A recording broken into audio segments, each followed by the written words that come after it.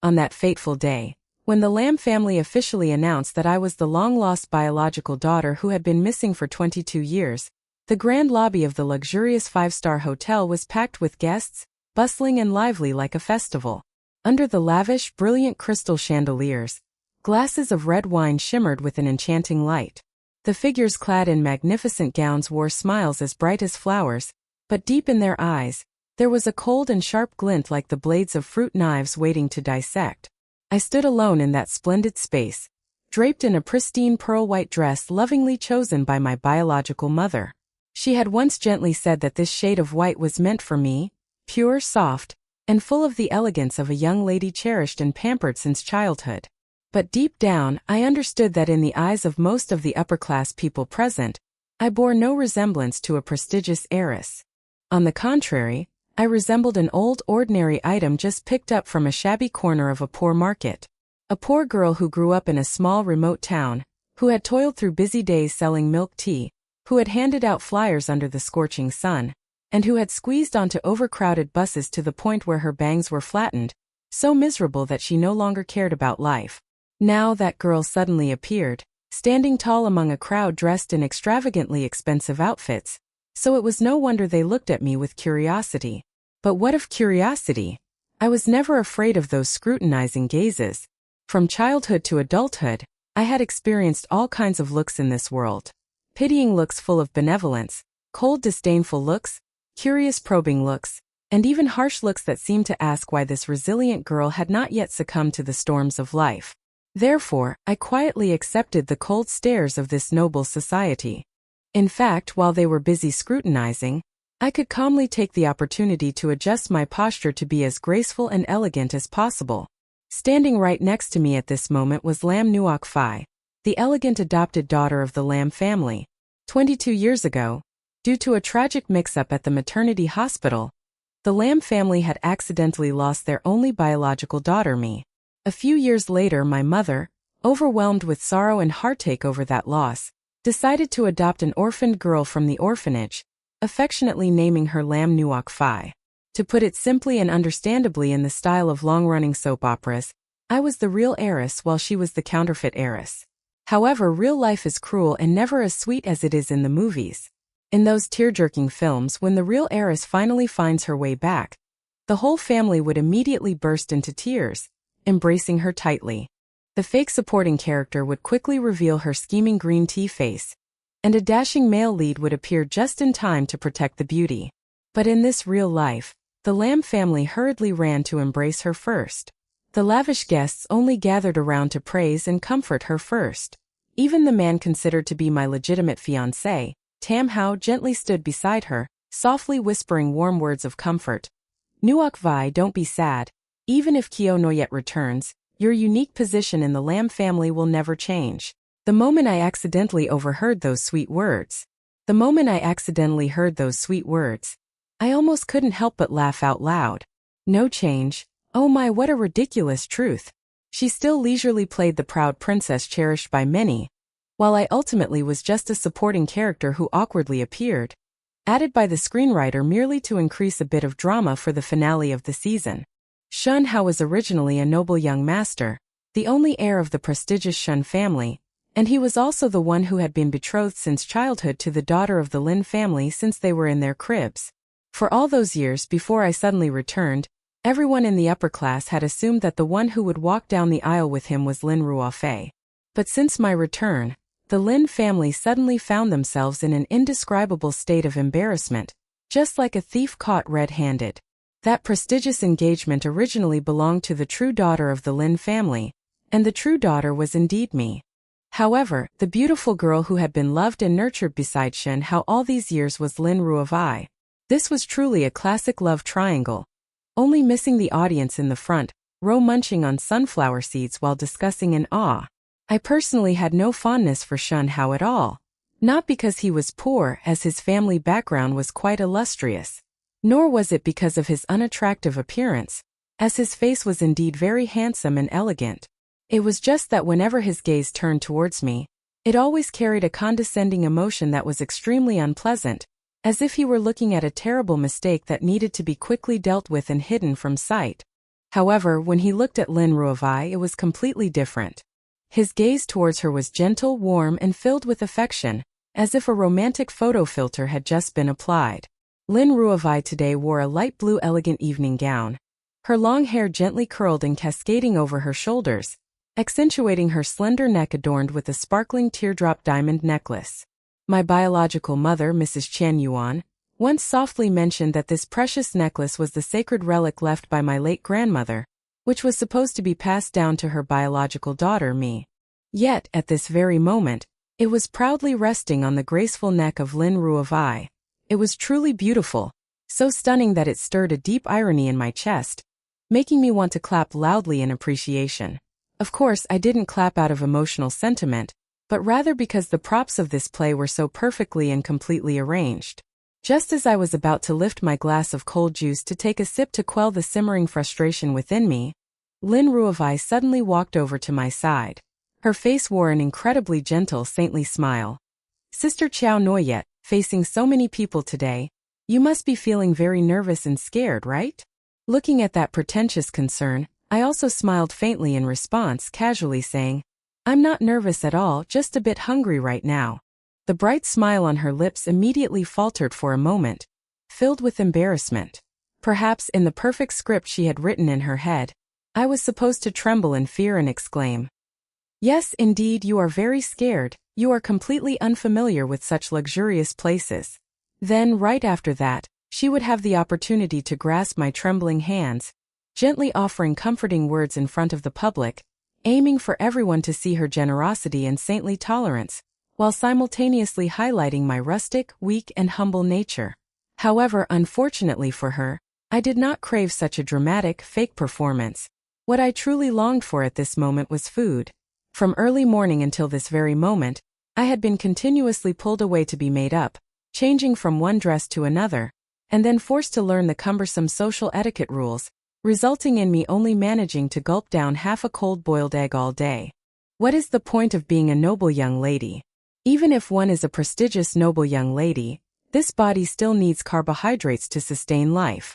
Lam Nuokvai stared at me intently. A flicker of discomfort and disdain flashed quickly in her eyes, but then she skillfully restrained herself, her face quickly softening again, gently saying, Sister Kyo Noyet, you just returned home, so there must be many things you haven't gotten used to. If there is anything you don't understand or feel unfamiliar with, feel free to ask me. After all, I have been in the Lam family for many years. As those gentle, skillful words were spoken, the atmosphere around us seemed to freeze for a brief moment. A few elegant ladies standing nearby immediately turned to look at me with very peculiar gazes, discreet yet full of sarcastic implications. The meaning in their looks was so clear it was laughable. What does it matter if you are a true noble young lady? Aren't you back and still need a fake noble young lady to nurture and teach you how to be a person? I smiled faintly, calmly placing the cold juice glass in my hand down on the table, then slowly raised my eyes, gently saying, All right then, you teach me first. Lam Nuokvai was momentarily taken aback. The gentle smile on her lips suddenly froze. I slightly tilted my head, focusing on the sparkling necklace adorning her delicate neck, my voice light yet icy. The precious heirloom of my grandmother that you are wearing around your neck, do I need to ask the official heir, which is me, for permission? The noisy space around us immediately fell into a terrifying silence. Lam Nuokvai's fake smile completely stiffened on her beautiful face. Not far away, Tam Hao, gently furrowing his brows, stepping closer, his tone full of dissatisfaction. Lam Kyo Noyet, you just returned home and already want to cause trouble, ruin this atmosphere? I slowly turned to him, calmly looking straight into his eyes. Shin, young master, can you hear clearly? I simply asked a very ordinary question. If asking a question is considered causing trouble, then every time you open your mouth, you must be committing a crime, right? In the quiet space, someone nearby couldn't help but chuckle softly. Shun Hao's face immediately darkened like clouds before a storm. Seeing this, Lam Nuokvai's eyes instantly turned red, brimming with tears, choked up as she explained, Sister, I really have no intention of taking your belongings. This necklace was personally given to me by Mother on my 18th birthday. If you really want it back, I will return it to you right now. As soon as she finished speaking, She trembled and raised her hands to her neck to remove the necklace, each movement slow and shaky, full of pity. Her demeanor was as if I were a cruel villain, heartlessly forcing a small, weak princess to surrender her treasure. I silently watched that excellent performance, quietly scoring it objectively in my heart. Acting skills scored 8 points, pitiful expression scored 9 points, but unfortunately, the script lacked creativity, so I deducted 2 points, totaling 7 points, still enough for her to become an actress and make a living. Sure enough, the very next second my mother hurriedly walked over, her face full of worry. "Kyonoyet, today is your big day. If there's anything, let's talk about it when we get home." I silently looked at her. The elegant, refined woman standing in front of me was my biological mother, sharing the same blood as me. She was incredibly beautiful and luxurious, the corners of her eyes still slightly red from emotion, as she had shed tears many times today. However, when she looked at me in that gentle love, there was still a hint of strangeness, along with a trace of unspoken reproach that was hard to hide. I understood very well. I was just a girl who had just returned from a distant, poor world. Meanwhile, Lam Nuokvai had been by her side, acting spoiled and filial for over 10 years. That deep affection was not a light switch that could be instantly changed with a flick.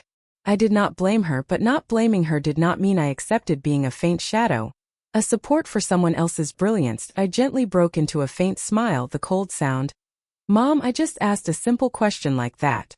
If today is truly a joyful day welcoming me back, then why is the sacred heirloom that rightfully belongs to me appearing around someone else's neck? Even the right to ask I don't have, right, Mom?" My mother was speechless, her face showing a hint of confusion about how to respond. Just then my father, Mr. Lam Chin Din, calmly walked over from a distance.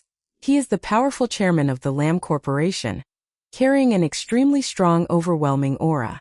His appearance caused the crowd around to automatically part, stepping back half a step to make way. He slightly furrowed his brow seriously and said in a deep voice, "Kyonoyet, don't cause a scene here anymore." I calmly looked straight into his eyes. This was the first time since returning to the Lam family that I clearly called him Dad. That call made his dignified face soften a little. However, my next statement immediately froze his entire body. "I am not causing a scene. I just want to confirm whether today's lavish party is truly a celebration welcoming me home, or a party to teach me to know how to yield and be content." The entire brightly lit hall suddenly fell silent to the point where one could hear a pin drop. Some people quietly took a deep breath in shock, while others looked at me with concerned and timid eyes, as if they were looking at a ticking time bomb that could explode at any moment. Despite those gazes focused on me, I stood tall, proud, and unyielding. 22 years ago, I was ruthlessly swapped out of the wealthy life that rightfully belonged to me. 22 years later, I returned here not to humbly beg for a small corner to stand in, nor to learn how to bow my head and accept the one who has leisurely enjoyed the luxurious life that should have been mine all these years. Lam Nuokvai bit her thin lip tightly. The transparent tears fell at just the right moment and with great artistry. "Sister, if you truly despise my presence this much, I can immediately leave the Lam family right away. I really don't want to cause my parents and everyone else to be put in an awkward position because of myself." Oh my, this statement is truly classic. On the surface, it pretends to be noble, voluntarily withdrawing, but in reality, it is a vicious blow aimed at forcing the entire Lam family to choose to protect her. Shun Hao indeed could not stand it, immediately stepping forward, shielding and pulling her behind him. He snapped at me. "Lam Kyonoyet, you've caused enough trouble. Nuokvai owes you nothing at all. The person who mistakenly embraced the two of you back then was not her. What right do you have to bully her like this just because you've returned?" I looked at his large hand resting protectively on Lam Nuokvai's shoulder, and a feeling of extreme absurdity suddenly welled up in my heart. "Shun Hao, do you know what your previous statement sounds like?" His face was cold as ice. "What does it sound like?"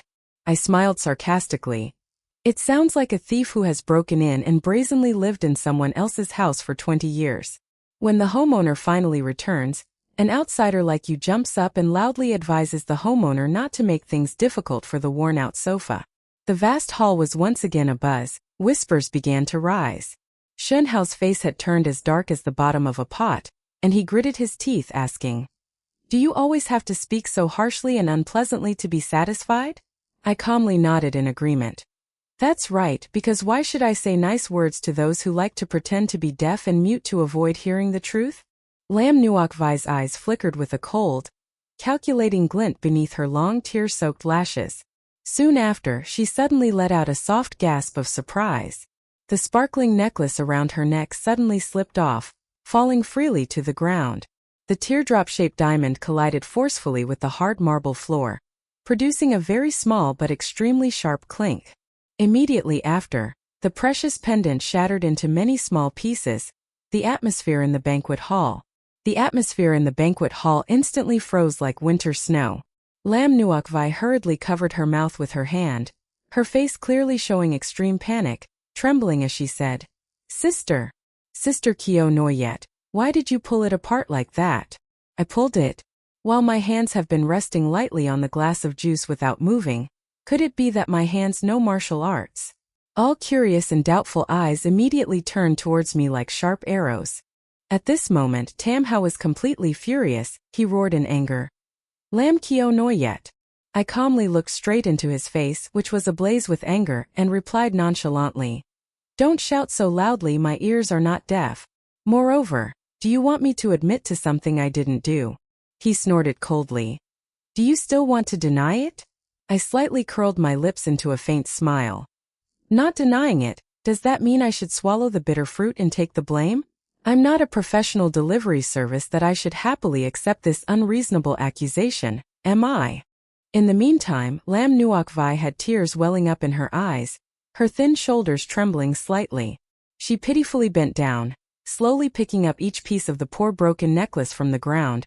Her voice choked, sobbing with each word. It's okay. Really, it's okay. I'm sure Sister Kyo Noyet didn't do it on purpose. I know you were just too emotional. I silently watched her clumsy act, a deep sense of irony rising in my heart. At first, I thought today was simply a warm family reunion party. Who would have thought it would come with a special performance of false accusations right on the spot? I fully understood that if I remained silent and did not react, she would naturally become a kind-hearted, weak victim in everyone's eyes. And if I reacted too strongly, I would immediately turn into a rude, unsophisticated, and harsh young lady. In short, this malicious script was aimed at only one outcome: my complete defeat. But unfortunately for them, from childhood to adulthood, what I hated and resisted the most was having to obediently follow someone else's predetermined answers. I gently placed the glass of juice down on the table, leisurely clapped my hands once. Well done!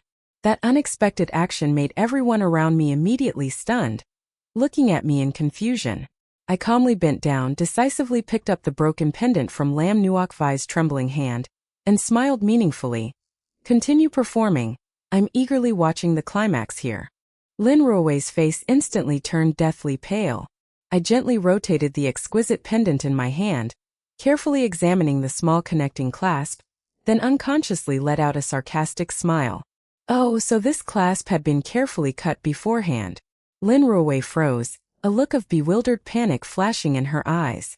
Shan Hao frowned slightly, his voice filled with impatience. What trick are you trying to pull now?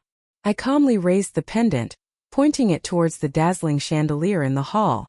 Under the brilliant light, the metal connecting clasp clearly showed an extremely neat and precise cut.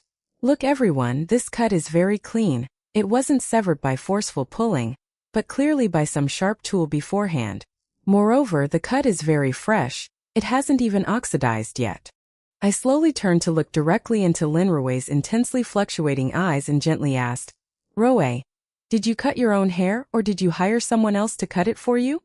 Her beautiful face turned pale for a split second, but very quickly, she regained her composure, her eyes reddening and overflowing with tears of resentment. Sister, I really don't understand what you're saying. I know you hate me, but you can't falsely accuse me like that. I interrupted her, my voice incredibly calm. Don't cry yet. The mascara you used today is very expensive. It would be a waste to cry it all away. My sarcastic, half-joking, half-serious remark made several young ladies standing around giggle. Lin Ruowei trembled even more violently upon hearing this, looking like a fragile flower in a storm. I calmly took my mobile phone out of my pocket, Seeing this, my mother, standing beside me, quickly stopped me, her voice trembling with worry. Kyonoyet, what are you planning to do? I gently turned my head to look at her, my eyes and voice still maintaining their usual gentle and calm demeanor. I'm just trying to help everyone here save some precious time. With that, I directly opened a pre-recorded video. The sharp screen of my phone showed the deserted hallway behind the dressing room. The duration displayed was approximately 30 minutes before. Lam Nuok Vi at that time was standing tucked into the corner of the wall, holding a small sharp pair of scissors in her hand, bowing her head meticulously handling the clasp of the necklace. Standing right next to her was her personal assistant, whose face clearly showed signs of tension and fear. The sound that came out, although not too loud, was extremely clear, enough for all those standing nearby to hear distinctly. Miss, is it okay for us to do this? Lam Nuok Vi's voice echoed in the video, cold to the point of being terrifying, completely different from her usual weak demeanor. As long as it makes a fool of itself in front of a large number of guests, Mom and Dad will naturally see it as an ignorant, rude child. At that time, Brother Hao will only grow to dislike it even more. The short video ended, and the entire vast hall suddenly fell into a deadly silence. I calmly put my phone into my pocket, looking at Lam Nuok Vi with an extremely sincere and warm gaze. I'm sorry, I am originally a rustic and clumsy person, so I always have the habit of protecting myself in the most practical way. Before officially stepping into this party, I carefully checked all the camera angles of the hotel. I paused for a moment, the smile on my lips becoming even more radiant and bright. Oh, but you can rest assured the camera in the hallway belongs to the hotel. I just asked an old acquaintance to help me get the recording file, completely not violating the law. I am someone who strictly abides by the law. I just don't want to follow your cheap green tea script. At this moment, Lam Nuok Vi's complexion had turned as pale as a blank sheet of paper, devoid of any color. Tam Hao stood frozen in place. His hand that was resting lightly on her shoulder suddenly stiffened as if turned to stone. My mother stared at the phone screen that had just turned off, her lips trembling and unable to speak, while my father's face had turned dark, extremely unpleasant. The noble guests around began to murmur, whispering among themselves. Oh my God, so she staged all of this herself? And she has been crying so pitifully all this time, clearly wanting to frame the real heiress. Looking gentle and pure on the outside, yet her schemes are deep and sinister, so scary. The Lam family indeed has a good show to watch this time. Standing amidst the gossip, standing amidst those whispers and discussions, I did not feel a shred of glee or victory at all. In fact, it was not quite like that. My chest was only filled with an overwhelming sense of exhaustion and utter despair, because I understood clearly, this was just the first day I returned to this house. As soon as I set foot back, I had to struggle to prove that I was not an aggressive bully. I wonder how many more times I will have to brace myself to prove my innocence in the long days ahead? Lam Nuok Vi suddenly collapsed, holding her face and crying uncontrollably, her sobs choked with indignation. It's not like everyone thinks. I was just too scared. I was afraid that when Sister Kyo Noyet comes back, everyone will no longer need my existence. I am really so scared. She cried while trembling, turning to grasp the hem of my mother's shirt. Mom, I'm sorry, Mom. I did this just because I was too afraid of losing your love. Seeing the daughter she had raised for so long crying so pitifully, my mother's tears immediately fell as well. She took a small step forward intending to embrace her, but then suddenly stopped. On one side was her poor biological daughter who had just returned and was ruthlessly wronged, while on the other side was the adopted daughter whom she had personally cared for and loved for 20 years. Now crying so much that she was shaking uncontrollably. The situation before me suddenly became extremely awkward, difficult, and suffocating to the point that even I wanted to immediately book a ticket to leave this chaotic scene. Right at that moment of utmost tension, the large door of the hall was suddenly pushed open from the outside. A deep, masculine and magnetic voice echoed softly in the space. The Lam family is holding a party to welcome back their daughter today. It turns out to be so lively and interesting. Everyone present in the hall turned their heads to look at the door. The man who stepped in was wearing a finely tailored black suit. He was tall with broad shoulders, exuding a cold and dignified aura that seemed to lower the temperature in the large room by 3 degrees. The face of handsome man, perfectly angular to the point of perfection, but carrying a somewhat distant and slightly hard-to-approach demeanor. That beauty is completely different from the gentle, soft style of Tam Hao. It is sharp, noble and arrogant, making one want to unconsciously check their account balance to see if they are worthy of breathing the same air as him. I heard someone whisper softly in my ear, Ko Thua Chow. I raised my eyebrows slightly, repeating that name in my mind, Ko Thua Chow. The supreme leader, the one who holds the power of life and death over the renowned Ko Tea Corporation. At the age of 28, this man is famously cold and ruthless, employing strong and decisive business tactics. Just a casual remark from him is enough to turn someone else's stock market display a gloomy shade of blue. In this glamorous yet treacherous world of the elite, there is a timeless anecdote that people still pass around. You can offend anyone, but absolutely never foolishly offend Ko Thua Chow. Because while others take revenge with fleeting emotions, Ko Thua Chow will corner you and destroy you with cold, tight contracts. He strides confidently towards me, standing directly in front of me. His deep gaze briefly glances at the pitiful broken necklace lying in my palm, then lingers for a long time on my face. For some reason deep down I vaguely feel that he is smiling, even though the corners of his lips are clearly still cold and unmoving. He spoke in a low, very polite voice. Miss Lam, nice to meet you. I nodded slightly in return, maintaining my composure. Mr. Ko, nice to meet you. He gracefully extended his long, slender hand forward. I stared at that hand, hesitating for a brief moment, then politely took it. His hand carried a biting coldness, but the grip was very firm and resolute. He looked at me intently, slowly articulating each word. I heard you are the fiancé of Tam Thu Jia. Upon hearing this, Tam Hao immediately furrowed his brows in displeasure. Before I could respond, Ko Thua Chow abruptly turned to my father. Chairman Lam, if the engagement between the Lam family and the Tam family causes Miss Lam here to suffer so much grievance and humiliation, why don't we change to someone else? The entire spacious hall suddenly erupted in astonishment, and my father was also taken aback by the surprise. What does Mr. Ko mean by that?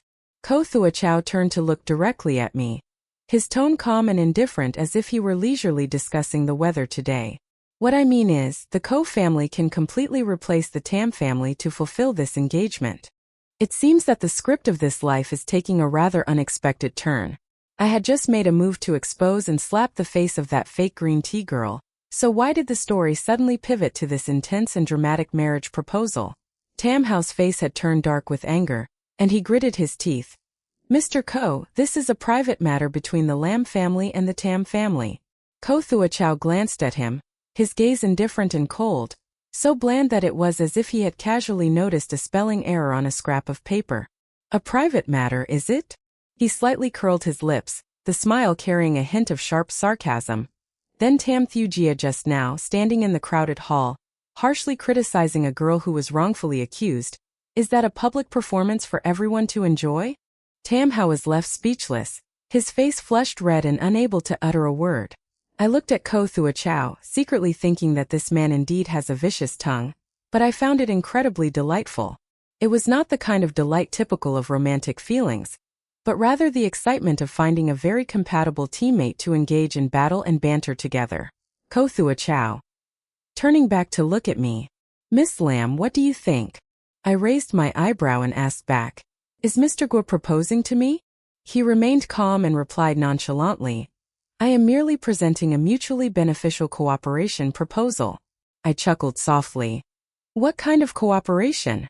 You need a solid support power in this high society, while I need a fiancé who is smart and sharp enough to stop troublesome and meaningless commercial marriages. He paused for a moment, his deep gaze seeming to want to see through my heart. And the most important thing is, I do not like weak people. I silently looked at him for a few brief seconds, then broke into a gentle, confident smile. Then Mr. Guo has found the right person. I immediately turned to Shen Hao. Young Master Shen, let's cancel the meaningless engagement between us. Shen Hao was completely stunned, unable to believe his ears. What did you just say? I raised my eyebrows slightly, proudly asking back. Did you not hear clearly? Then let me say it again in the clearest, simplest language. You have been unengaged. His face at that moment was extremely unpleasant, turning ashen like ashes. I smiled and continued, "Don't be too sad. You and Nuokvi have deep feelings for each other, childhood sweethearts like that. I never wanted to be the villain who separates the lovebirds. I am simply withdrawing from this melodramatic, tragic film to star in an independent, wealthy film. To independently make my fortune." Guo Changzhou suddenly cleared his throat lightly, breaking the atmosphere. I glanced at him. He still wore a cold, expressionless face, but I could secretly suspect that he had just chuckled. Lam Nuokvi stood beside me, her eyes red from crying, but in those eyes there was no longer the usual weak, pitiful look, only an overwhelming hatred remained. I coldly looked straight back at her, slightly curling my lips in a disdainful smile. "Sister, this game has just begun. I have said it before. I am the true noble lady of the Lam family, not a weak supporting character who can easily be bullied." After that stormy recognition party ended, I suddenly became extremely famous in the upper class. But this fame was not the warm, heartwarming type where the true noble lady returns, and the whole family reunites in tears, but rather the type where the true noble lady of the Lam family, just freshly returned, ruthlessly tore apart the fake facade of the false noble lady, resolutely cancelled the engagement with the young master of the Shen family, and was even fortunate enough to have Mr. Guo publicly stand up to support and protect her. In short, I had turned that sacred recognition party into the dramatic finale of a long-running noble family drama. The next morning, when I walked down to the dining room for breakfast, the atmosphere in the Lam household was eerily quiet and still, so quiet that even the soft clinking of the spoon against the porcelain bowl sounded cold, like the tolling of a death knell. My father sat majestically at the head of the table, his face cold, serious, and expressionless. My mother had swollen, red eyes. Surely she had cried a lot last night out of heartbreak. Lam Nuokvi sat closely beside my mother, her face pale and wan, exuding a weak, fragile appearance that seemed as if a gentle breeze could send her straight to the hospital. As for me, I calmly sat eating my porridge. The bird's nest porridge from the Lam family was indeed very well cooked, extremely nutritious. I must honestly admit that being a noble lady does bring a lot of troublesome and exhausting issues, but when it comes to food and drink, it is indeed very sincere and of high quality. My father gently placed the morning newspaper down on the table. "Xiao Yu." I looked up at him. "Yes, what is it, father? I did go a bit overboard yesterday." I blew on my spoon. "Warm porridge?" Calmly I asked. "Where is it to? Too beautiful or too sober?" My father, upon hearing this, immediately furrowed his serious brows. "You are now the daughter of the Lam family. Every word you say, every action you take represents the face and dignity of the Lam family. Even if Nuokvi does something wrong, you should not directly expose her and make her embarrassed in front of so many guests." I gently placed the porcelain spoon down into the bowl, the sound clinking in the quiet space. "Dad, if I hadn't had that video in my hands yesterday, the one who would have been embarrassed and ridiculed by others would have been me." He suddenly fell silent for a moment. I looked deeply into his eyes and continued to ask with restraint, "At that moment, did you ever intend to speak up for me?" That straightforward question felt like a cold wind blowing through, causing the atmosphere around the dining table to fall into a frozen silence. My mother hesitantly called, "Kyo no yet." I turned to look at her, my tone still calm, neither heavy nor light.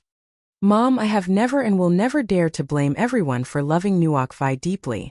I just want to know, when I was blatantly slandered, did anyone think that this biological daughter also needs love and protection?" No one spoke up to answer me. That prolonged silence sometimes brought more painful anguish than a thunderous slap. I quietly lowered my head and continued to finish the spoonful of porridge in my bowl. "I understand now." The corners of my mother's eyes quickly turned red, and she choked up to explain, "Kyo no yet, it's not that I don't love you. It's just that Nuokvi has been very sensitive and fragile since she was little. She always fears losing this family." I smiled faintly, my voice tinged with a bit of bitterness.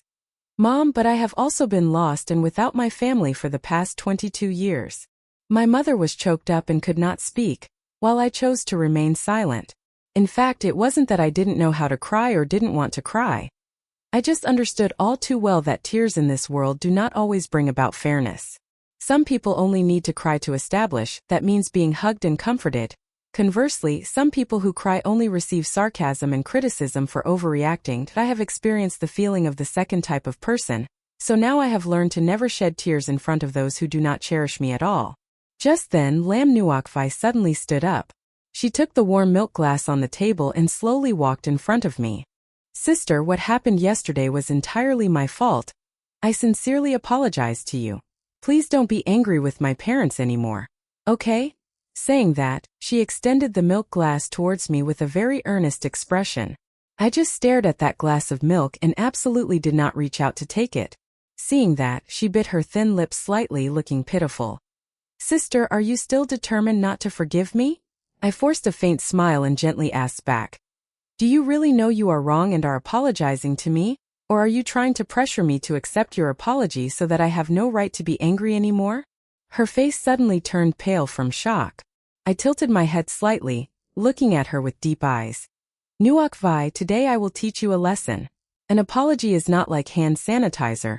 You can't just apply it once and wipe away all sins as if nothing happened. Lam Nuokvi's eyes immediately turned red. She choked up. Sister, do you always have to use such harsh words to talk to me? No, if you like, I can also say very sweet words. I looked straight at her, smiling very sweetly and gently. For example, this time you acted a bit over the top. Next time remember to control your expressions so that the audience can engage more easily. Sister. Her hand trembled violently. The milk glass in her hand also tilted dangerously. I almost guessed what script she was about to perform next. Sure enough, just as expected, in the next moment, she suddenly slipped cleverly. The entire glass of milk poured straight onto my expensive silk dress, and then she fell flat on the cold ground. My mother was startled and immediately stood up. Nuokvi. Even my father frowned tightly with worry. I quietly bent down to look at the dress that had just been freshly changed this morning, now soaked with milk in a large stained patch. However, deep in my heart, a strangely peaceful feeling rose up.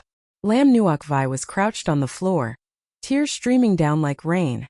She weakly exclaimed, I'm fine, Mom, I'm really fine. She probably didn't mean to push me. At this point I couldn't help but laugh out loud, a smile full of sarcasm. The entire dining table turned their astonished gazes towards me. I leisurely lowered my head to look directly at her tear-streaked face. Lam Nuokvi, do you feel tired from acting like this? She looked at me blankly, full of suspicion. I calmly continued. Performing 3 shows in one day, morning, noon, and night without a minute's rest, I just stood and watched, and I already feel back pain for you. My father, upon hearing this, quietly warned, Kyo no yet. I didn't even bother to glance at him.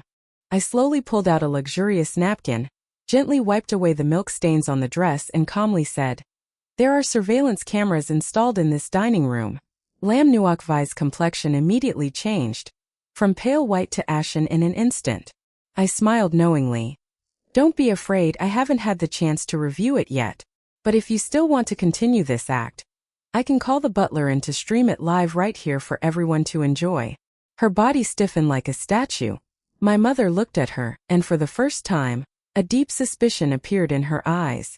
Sensing the unfavorable situation, Lam Nuokvi immediately changed her attitude, crying pitifully. It must be because I carelessly slipped. I'm so sorry, I accidentally dirtied your beautiful dress. I stood up, adjusting the hem of my dress politely. It's okay if the dress gets dirty, it can still be washed clean. I looked straight into her eyes, subtly smiling with hidden meaning. But if it's the character that has been stained, then it might be much harder to clean. After saying those words, I decisively turned and walked up the stairs to return to my room. Behind me, my mother's anxious voice called out, but I absolutely did not turn back even once. Returning to my room, I quietly changed into a more comfortable outfit. The room assigned to me in the Lam family's mansion was truly very spacious, much larger than the old 4-story house I used to live in with my foster grandmother.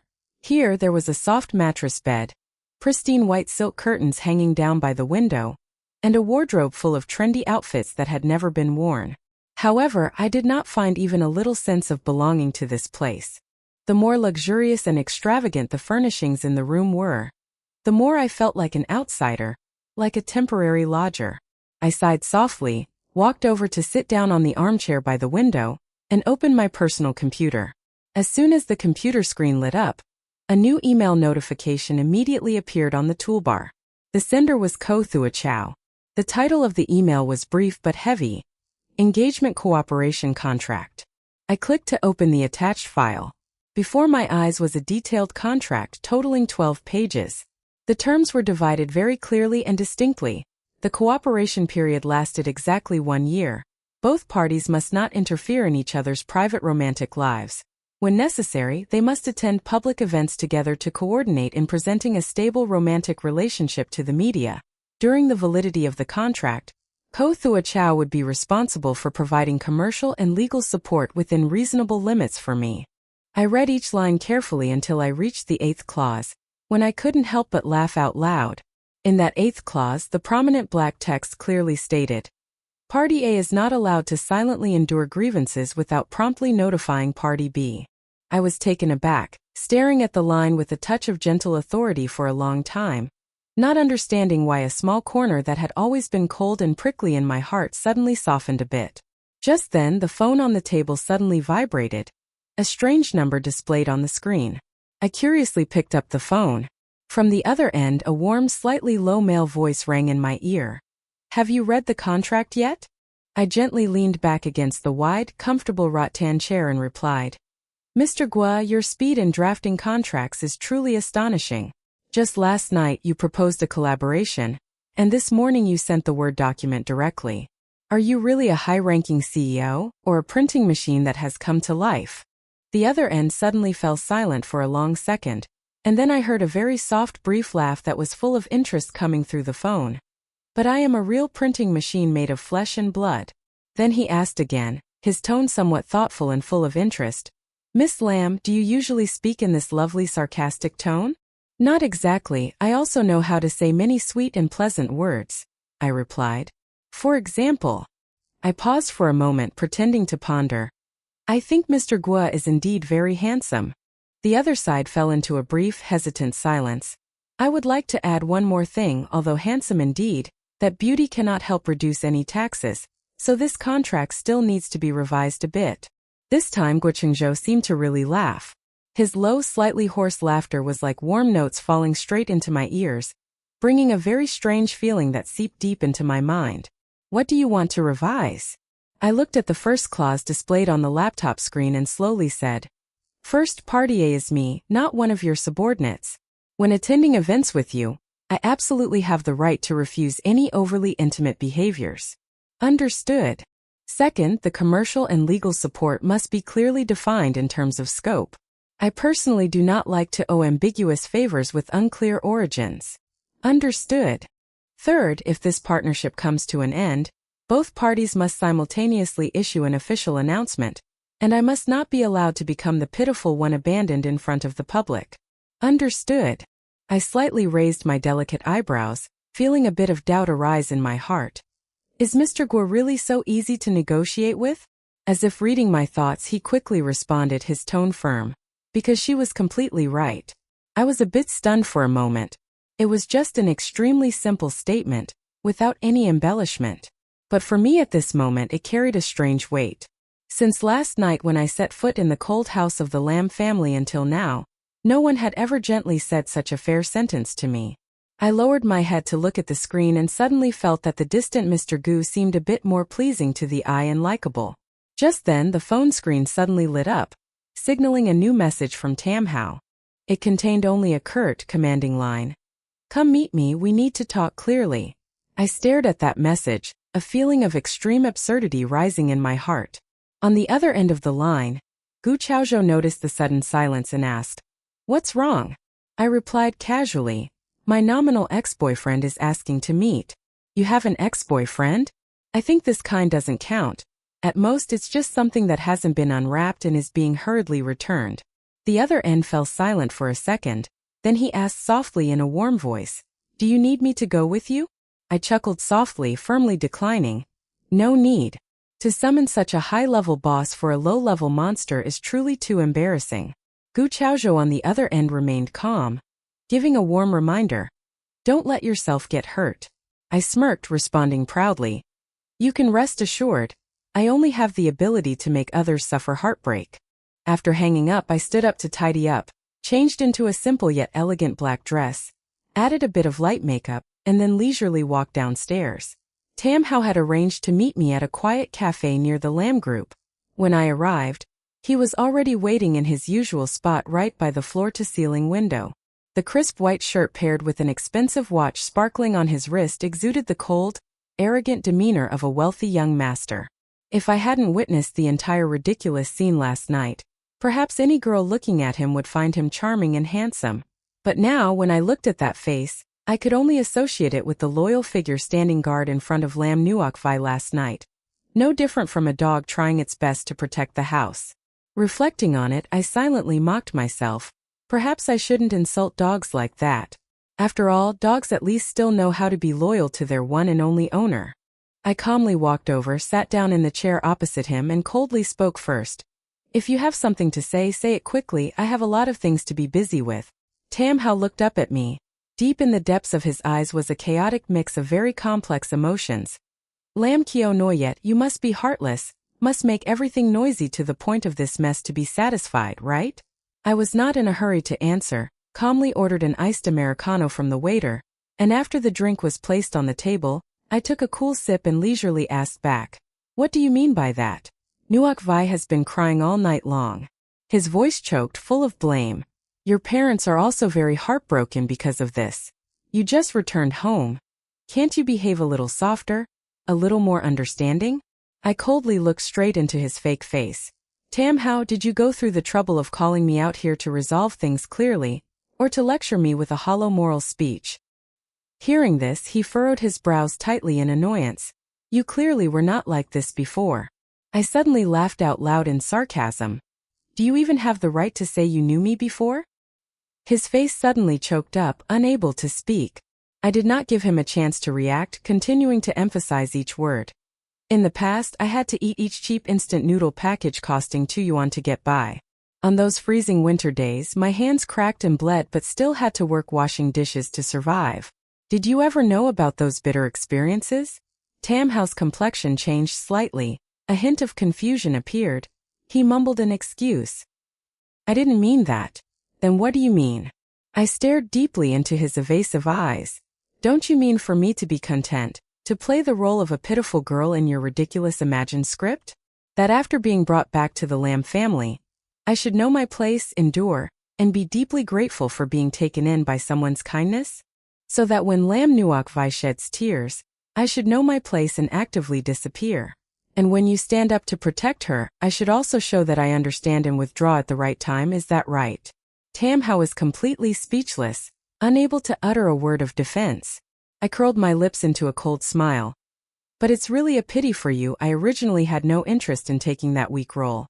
He stared at me for a long time, seemingly wanting to see through my heart, then suddenly asked softly, Are you really determined to get engaged to Ko Thua Chow? I raised my eyebrows high, responding defiantly, What does that have to do with you? He really is not as simple as you think. Oh, so you must be very simple, right? Tam Hao was momentarily taken aback by my sharp retort. I slowly, word by word, stabbed straight into his pride. Simple to the point of being foolish. Anyone who cries in front of you first, you immediately blindly trust that person without considering right or wrong. Tam Hao's face immediately turned bright red with furious anger. He slammed his hand on the table, gritting his teeth, and shouted loudly, Lam Kio Noyet. I leaned back in my chair, my attitude completely indifferent. Don't shout my name like that. I am not a Wi-Fi signal. No matter how loudly you shout, I still can't connect with you. At that tense moment, a very soft, spoiled voice suddenly rang out from behind us. On how? I closed my eyes for a second in exasperation. How interesting. Now the female lead, the male supporting role, and the green tea are all gathered together in the same cafe. Just missing a professional camera to start filming. Lam Nuok Vai slowly walked over, her eyes still red as if she had just finished crying, wearing a pure white dress full of innocence and weakness. She glanced at me, then lowered her head and spoke in a soft, choked voice. Sister, I really didn't know you were here. I just was too worried about on how. I casually lifted the warm coffee cup and took a small sip, coldly interrupting. Don't waste your breath explaining. You two are always stuck together like an inseparable combo. I understand. Tam Hao, seeing this, quickly stood up, gently asking, Nuoc Vi, why did you come all the way here? Lam Nuoc Vi smiled weakly, fragile like a flower petal in the wind. I was very worried. I was afraid you and sister would argue again. She just returned home. Everyone in the family is already tired enough. I really don't want to cause trouble because of myself. She hadn't finished her sentence full of grievance when suddenly outside the door, a noisy group of people entered the cafe. Leading the group was a sophisticated middle-aged woman, dressed in an extremely luxurious and extravagant manner. No one else but the mother of Tam Hao, the noble lady of the Tam family. As soon as she saw us sitting there, her face immediately darkened, cold as ice. She sarcastically spoke up. How impressive! The true heiress of the Lam family really has extraordinary capabilities. Just solemnly breaking off the engagement right in front of so many guests. And today, she has the audacity to invite my son out to seduce him like this. I thought to myself, what on earth is wrong with her brain that all common logic just slips away like that? Tam Hao, sensing the tense situation, hurriedly spoke up to explain. Mom, it's not what you think. However, Madame Tam coldly interrupted her son. You don't need to defend her. A girl who has wandered and grown up in a complicated environment always has ulterior motives.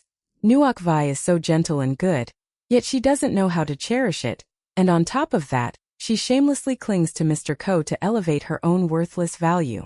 Hearing this, Lam Nuoc Vi pretended to be pitiful, slightly lowering her head to indirectly add fuel to the fire. Aunt Tam, please don't speak about her like that.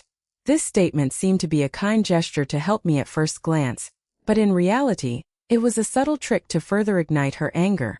I smiled faintly, leisurely placing my coffee cup down on the glass table, producing a delicate clink. Madame Tam crossed her arms in front of her chest, looking at me with utter disdain. What else do you want to argue about? I smiled faintly and asked back. Did you just loudly accuse me of trying to seduce your precious son? She raised her chin defiantly. Isn't it true? I slowly looked Tam Hao up and down carefully, then turned to look directly into her eyes, calmly asking, Madame Tam, is your son more handsome than Ko Thua Chow? That reverse question left her speechless, unable to utter a word. I continued to press. Or is your son wealthier than Ko Thua Chow? Madame Tam's face suddenly darkened, looking very unpleasant. Or does he have more power and status than Ko Thua Chow? At this point she was completely at a loss for words, unable to say anything. I broke into a bright but icy smile. Then may I ask, madam, I already have Ko Thua Chow, and now I would abandon him to pursue your son, so am I lacking in love or am I lacking in brains? The atmosphere in the cafe suddenly fell into a profound silence for 3 seconds, after which a few customers and staff around couldn't help but chuckle. Tam Hao's face had turned a sickly green. Madame Tam was so angry that her whole body trembled, pointing at my face, stammering. You are truly an uncultured girl with no upbringing at all. I calmly nodded in agreement. That's right, I really don't have that kind of fake upbringing where I get insulted for no reason and still have to endure with a smile. We poor people have been taught very practically since childhood. If someone hits you, you dodge. If someone curses you, you respond directly. And if someone dares to slander you, just send it straight to the lawyer. Saying that, I leisurely took my phone out of my bag, shaking it in front of her. You just publicly insulted and defamed my honor in front of a crowd, while this cafe is fully equipped with surveillance cameras, and I have also recorded the entire conversation just now. Madam Tam, do you want to directly bow and apologize to me right here? Or do you want to receive an invitation from my lawyer? Madam Tam's face immediately changed dramatically from red to pale white. She trembled and asked, You dare to openly threaten me? I gently smiled and replied, Not at all, I'm just trying to educate. Free legal knowledge for the lady only. Right at that moment when the atmosphere was at its peak of tension, the glass door of the cafe opened once again. A tall, straight figure with a dignified presence stepped inside. It was Ko Thua Chow. Today, he wore a luxurious black trench coat, his prominent figure and royal aura radiating strongly among the crowd to the extent that no introduction was needed. Everyone automatically turned to look, but I glanced up at him with a hint of unexpected surprise. Mr. Ko. He strode directly to my side, his sharp gaze quickly sweeping over Tam Hao, Lam Nuoc Vi, and finally landing coldly on Tam Fu Nan. Tam Fu Nan, who had just been aggressive, suddenly shrank back timidly. Ko Thua Chow leisurely repeated the words in a deep, warm voice that was incredibly powerful. Just now Tam Fu Nan said my fiancé lacks upbringing? The 2 words fiancé and the 3 words of mine gently fell into the air. Although the tone was very soft, the impact was no different from a bomb being detonated. Tam Fu Nan's complexion immediately froze, completely changing color. Mr. Ko, this is really just a small misunderstanding. Tam Fu Nan hurriedly stammered to make amends. However, Ko Thua Chow maintained an extremely calm and decisive attitude, casually stating, "If it's a misunderstanding, then apologize." The statement was straightforward, showing no regard for any face-saving, and absolutely not giving the other party a step down. Tam Fu Nan was so choked that her face turned from green to white, feeling extremely humiliated. At that moment, Lam Nuoc Vai suddenly timidly spoke up in a gentle tone full of feigned goodwill. "Mr. Ko, actually, Aunt Tam was just momentarily anxious for her son and misspoke, and besides, Sister Kyo no yet hasn't suffered any loss." Ko Thua Chow slightly shifted his sharp gaze to her, the icy stare making Lam Nuoc Vai immediately fearfully shut her mouth. "Miss Lam," he said leisurely, his voice low, "I notice you have a very interesting habit." Lam Nuoc Vai trembled and weakly asked, "Yes, what habit is that?" Ko Thua Chow coldly curled his lips. "The habit of standing right next to someone while they are being stabbed with a sharp knife, advising them not to bleed." Upon hearing that biting remark, Lam Nuoc Vai's face immediately turned pale, devoid of any blood. I looked up at the angular, masculine profile of Ko Thua Chow, silently giving a thumbs up in admiration and applauding enthusiastically in my heart. This sarcastic remark was indeed too sharp, perfectly suitable to be cut into a short video with millions of views on social media. Under the heavy pressure from Ko Thua Chow, Tam Fu Nan finally had to grit her teeth and lower her voice to offer an apology, even though her tone remained very stiff and awkward. "Miss Lam, I apologize to you. I truly spoke a bit too harshly just now." I smiled lightly in response. "It's nothing, I am willing to graciously accept your apology, but while I accept the apology, I absolutely do not accept any familial or acquaintance ties. In the future, if we happen to run into each other on the street, I hope you will consciously maintain a necessary civil distance." After hearing that sharp remark, Tam Fu Nan was so angry that her chest heaved, nearly fainting on the spot. At this moment, Ko Thua Chow naturally extended his large hand to take my handbag, gently saying, "Let's go." I obediently followed closely beside him as we stepped out of the cafe. The outside space was filled with bright golden sunlight, radiant and incredibly beautiful. I admired his broad, sturdy back walking ahead and softly asked, "How did you know to find your way here?" He did not turn around, casually replying, "Didn't you say that dealing with these kinds of low-level monsters doesn't require the appearance of the big boss?" "That is indeed true, but it seems you are more familiar with these matters than I am." "Okay." I tried to hold back my laughter, playfully teasing him. "Mr. Ko, do you know that your recent action looks incredibly similar to the image of a domineering male lead stepping out of a novel?" 3 days later, I officially stepped into the Lam Corporation. The position assigned to me was project assistant in the investment department. It sounds quite impressive and prestigious, but in reality it was just a title without any real power, completely devoid of any decision-making authority. My daily work didn't require me to make any decisions. I mainly just sat quietly listening and learning, pouring water and making tea, photocopying documents, and occasionally enduring the sarcastic calls of Miss Lam, in the strange tone of my colleagues. My father once gently said, "You just returned, not familiar with the company's workflow. Just take your time to learn from the most basic things first." I understood his concerns. He was afraid I wouldn't be capable enough, that I would mess up something big right after starting, and he was also worried that outsiders would gossip about him favoring his biological daughter. But how strange and ironic it was that when Lam Nuoc Vai interned at the company last year, she was directly favored and assigned to the very important strategy department, directly following the deputy general manager to learn the ropes. Ah, I almost forgot. She was the obedient, understanding, and skillful adopted daughter, while I was the rebellious and dangerous biological daughter in their eyes. On my first day at the company, I chose an elegant white suit for myself, with my long hair neatly tied back at the nape of my neck, and a light yet sharp makeup look. As soon as I stepped into the investment department's office, the employees who were huddled together gossiping immediately fell silent, and the atmosphere became strangely awkward. A short-haired girl scrutinized me, looking me up and down before whispering, "Is this the real heiress just returned?" Another person leaned in, whispering curiously, "I heard her temper is fierce. She canceled her engagement as soon as she returned to the country, yet she still clings tightly to the lofty Mr. Company." I stood calmly at the door, my lips forming a bright but icy smile, leisurely speaking. "Do you want to continue talking?" Seeing their bewildered expressions, I added in a sweet mocking tone, "Let me stand a little closer so you can hear clearly. No need to whisper and then end up with a sore throat." The gossipers immediately fell silent, their faces drained of color. The head of the investment department was a middle-aged man around 40 years old, named True Kai. He looked at me wearing a polite, formal smile, but deep in his eyes, there was a clear expression of disdain and contempt. "Miss Lamb, the chairman has specifically instructed us to take good care of you.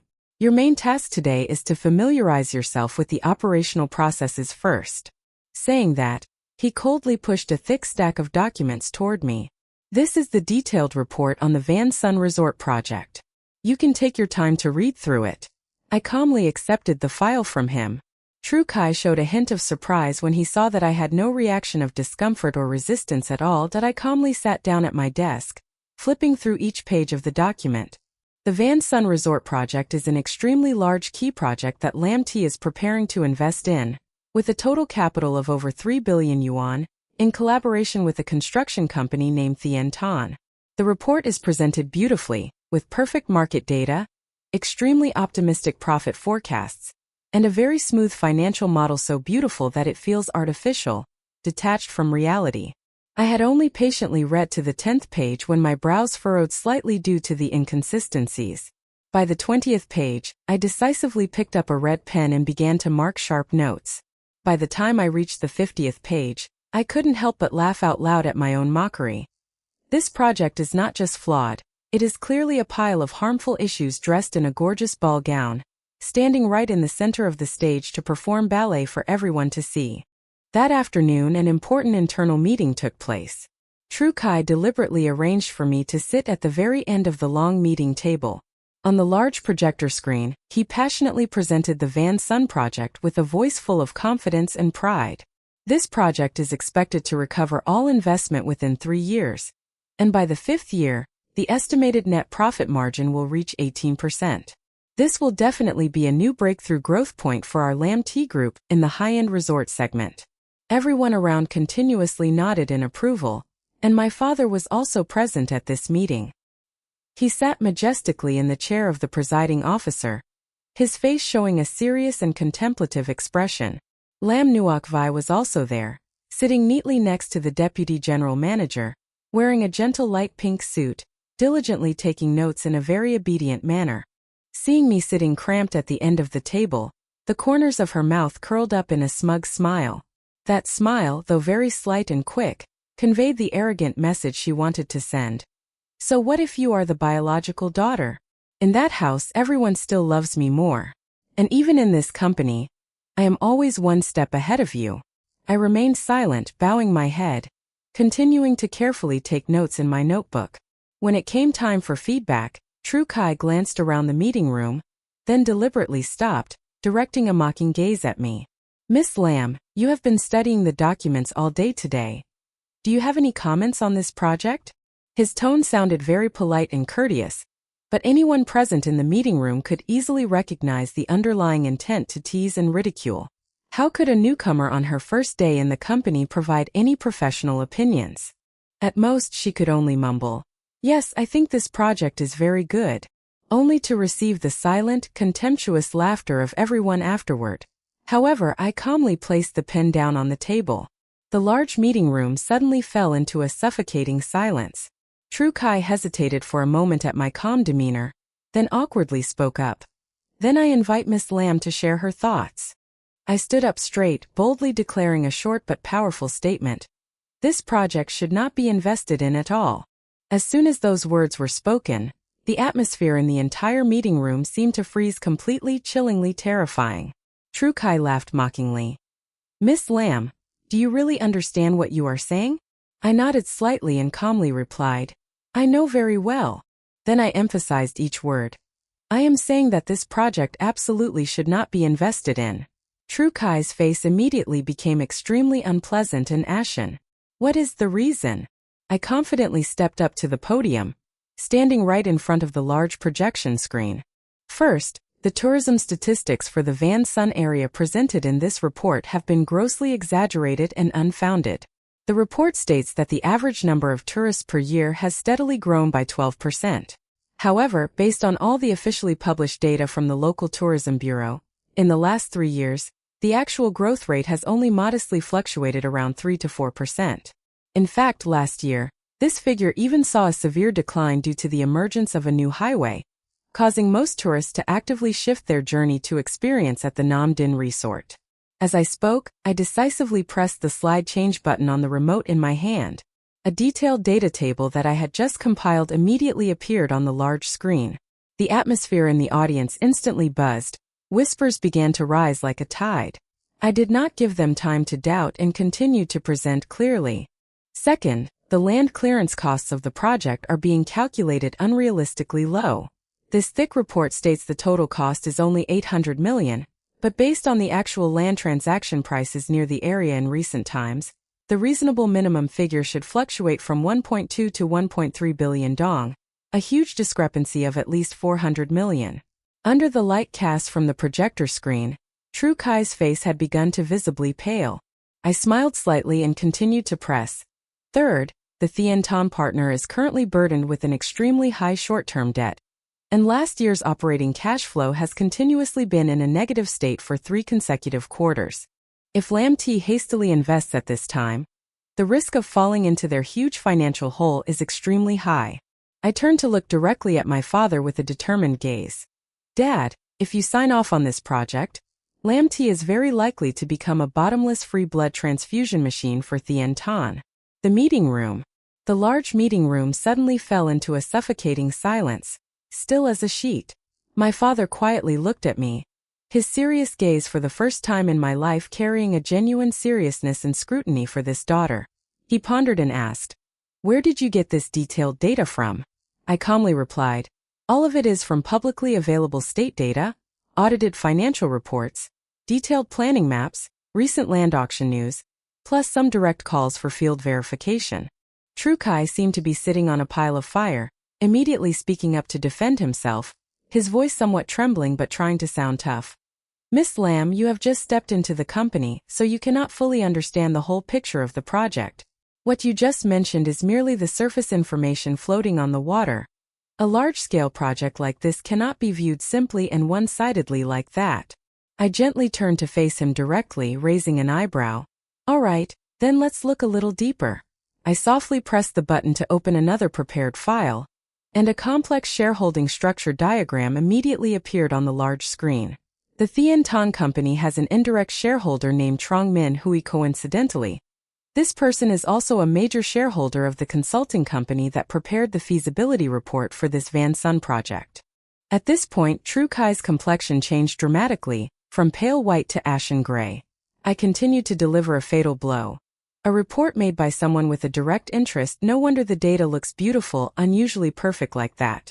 Department head True, you have been directly responsible for this project for the past 3 months.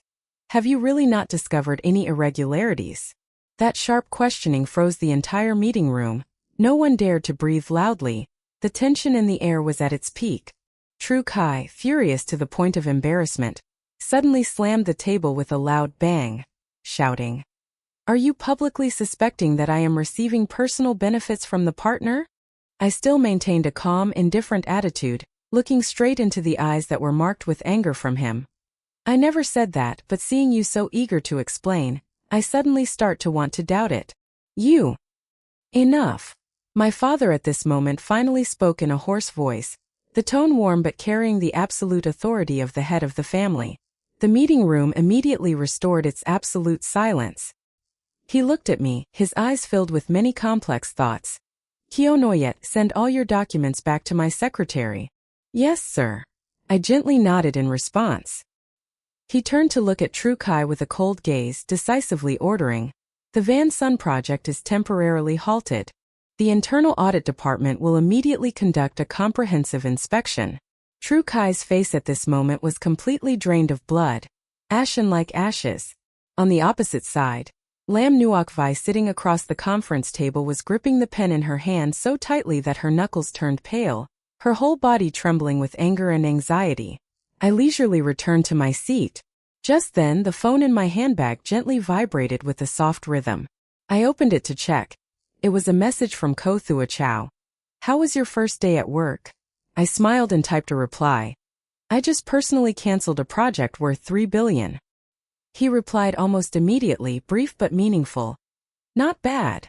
I chuckled softly, teasingly messaging back. Is President Ko so stingy with compliments for others? He then sent another message.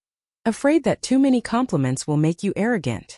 My finger glided quickly across the touchscreen. I have always been a proud person. Whether you praise me or not actually only affects my temporary mood a little, but it does not affect the inherent truth at all. The other side was silent for a few long seconds, then the screen lit up with a single sentence. Then you are really very good. I focused on those 4 short words appearing on the screen, the corners of my mouth unable to help but curve into a bright smile. At that sweet moment, Lam Nuok Vi walked past me from the opposite side. She suddenly stopped, stood still, and looked down at me with a hostile gaze. You really prepared thoroughly and meticulously. I leisurely put my phone into my pocket, looked up to face her and smiled slightly. Thank you for the compliment. Intelligent people usually prepare carefully like that. Lam Nuok Vi pressed her lips tightly, trying to suppress the anger that was about to overflow. Do you think that just because you perform excellently this one time, Dad will completely trust you? I looked deep into her eyes, gently shook my head. It doesn't have to be just one time. I smiled very confidently and calmly. I can win against you many more times. Lam Nuok Vi's gaze suddenly turned as cold as winter frost. She gritted her teeth, her voice filled with threat. Don't forget one thing. I am the one who has been by my parents' side for the past 20 years. That bond is something you will never be able to replace. I gently nodded, calmly replied. I have never intended to replace your position. She seemed a bit taken aback, as if she did not anticipate this answer from me. I slowly stood up, taking steps closer to her ear, lowering my voice gently but clearly enunciating each word. Because I intend to take back everything that originally belonged to me. I paused for a moment, breaking into a very gentle yet cold smile. As for the things that originally, not belonging to you, does not belong to you, you have held it for too long. Long enough to deceive yourself that it truly is yours. Lam Nuok Vi's beautiful face instantly paled with horror and anger. I leisurely turned around and slowly walked out of the meeting room. However, as soon as I stepped out into the quiet hallway outside, I suddenly heard a very faint sound of shattering glass from behind me. I gently turned my head to look back through the glass door. Lam Nuok Vi was standing alone in the pantry. The exquisite glass cup at her feet had shattered into hundreds of sparkling pieces, and her gaze following my direction no longer held any trace of the softness and weakness she usually displayed. A week later, the results from the Internal Audit Department's investigation were officially announced widely. The Van Sun project indeed had extremely serious issues.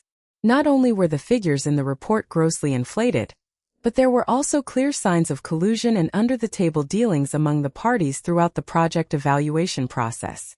True Kai was immediately suspended from work to facilitate the investigation, and 2 other mid-level managers involved were also put under scrutiny. The major shareholders of the Lam family immediately began to buzz with discussions upon learning of the incident, and people's hearts were unsettled. For the first time, my father took the initiative to call me into his private office, and this time it was not to scold or admonish me as he had in the past. He sat firmly behind the large mahogany desk, silently looking at me for a long time with a deep, complex gaze. Kyo no yet, you have truly done very well this time. I sat opposite him, gently bowed my head and replied softly, Thank you, Dad. He let out a weary sigh as if shedding some psychological burden. I admit, I have underestimated your abilities in the past. I remained silent, offering no comments, quietly waiting for him to continue. He looked at me, sighed, and continued to express. You just returned home not long ago. I worry that you may not be able to adapt immediately to this fierce competitive environment, and I also fear that you might be taken advantage of by others. But I didn't expect. I smiled gently, the smile lightly passing over my lips. I didn't expect that you would not be easily deceived by others, right? He seemed a bit embarrassed, his serious expression briefly showing a rare confusion. Yes. I focused on the middle-aged man sitting in front of me. This is my biological father. He has always been dignified, rational to the point of being cold, prioritizing interests above all else, and rarely showing any genuine emotions outwardly. Perhaps deep down he does care for me. It's just that in his world full of calculations, even the sacred bond of blood must go through strict tests of capability. That sounds really indifferent and painful, but I am no longer the weak girl I used to be, always waiting by the door just to receive a warm hug from an adult. I have truly grown up, and I can completely warm myself, embrace myself in the face of life's storms. My father cleared his throat and said slowly, I plan to let you participate in the upcoming key cooperation project with the GUA Corporation. I looked up at him, my heart slightly stirred. The GUA Corporation? Yes, next week GUA Chaozhou will personally come to Lin City to discuss the cooperation on building the new commercial area. You should participate with the strategy department. I raised my delicate eyebrows and asked back with a hint of implication. Aren't you afraid I will mess up the big deal? He silently looked at me for a long time, his gaze filled with many deep thoughts. I only fear that you won't have the opportunity. In that moment my heart suddenly fluttered. This statement, though not containing gentle or sweet words, nor overly emotional, was perhaps a significant concession and great tolerance for someone as proud as my father. I nodded slightly and replied firmly, I will try my best to do well. Stepping out of the quiet office, I walked briskly down the long corridor when I suddenly noticed my mother waiting there. She looked at me intently, her thin hands tightly gripping a small dark red velvet box. Xiao Yu, she called softly. I stopped and gently replied, Mom. She slowly walked closer to me, her eyes slightly reddened. I want to give this to you personally. Saying that, she trembled as she opened the velvet box. Inside was the sparkling teardrop necklace that had been meticulously repaired by the jeweler. It was the most sacred relic left by my grandmother. My mother lowered her head and spoke in a very soft, choked voice. About that day. It was my mishandling. I truly apologize to you. I silently looked at the teardrop necklace lying still in the box. For a long time I stood still, not reaching out to take it, which made my mother more tense and fearful than ever. She awkwardly continued. Xiao Yu, I don't dare to hope that you will forgive me immediately, I just hope. I gently took the velvet box from her hands and softly said, Thank you, Mom. In that moment, her sorrowful eyes immediately brightened on the sparkling rays of hope. I looked straight into my mother's eyes and slowly continued, But Mom, I want to clarify something first. She hurriedly nodded repeatedly. Okay, go ahead. I don't need you to immediately give up Nuoc Vi to choose me alone. I understand that the feelings nurtured over 20 years cannot just be easily discarded. However, if anything happens between us in the future, I just hope you don't automatically assume that the one shedding tears is always the victim. Upon hearing this, my mother's tears began to fall down her gaunt cheeks. She nodded, choked up. I understand. I wasn't sure if she truly grasped that, but at least, this was the first time in her life she humbled herself to apologize to me. For me, a small step, though it may not change everything, was still a very significant progress. That evening, the Lam family had a rare reunion dinner that passed in an atmosphere of great peace and warmth, with the only exception being that Lam Nuoc Vi did not appear at the dining table.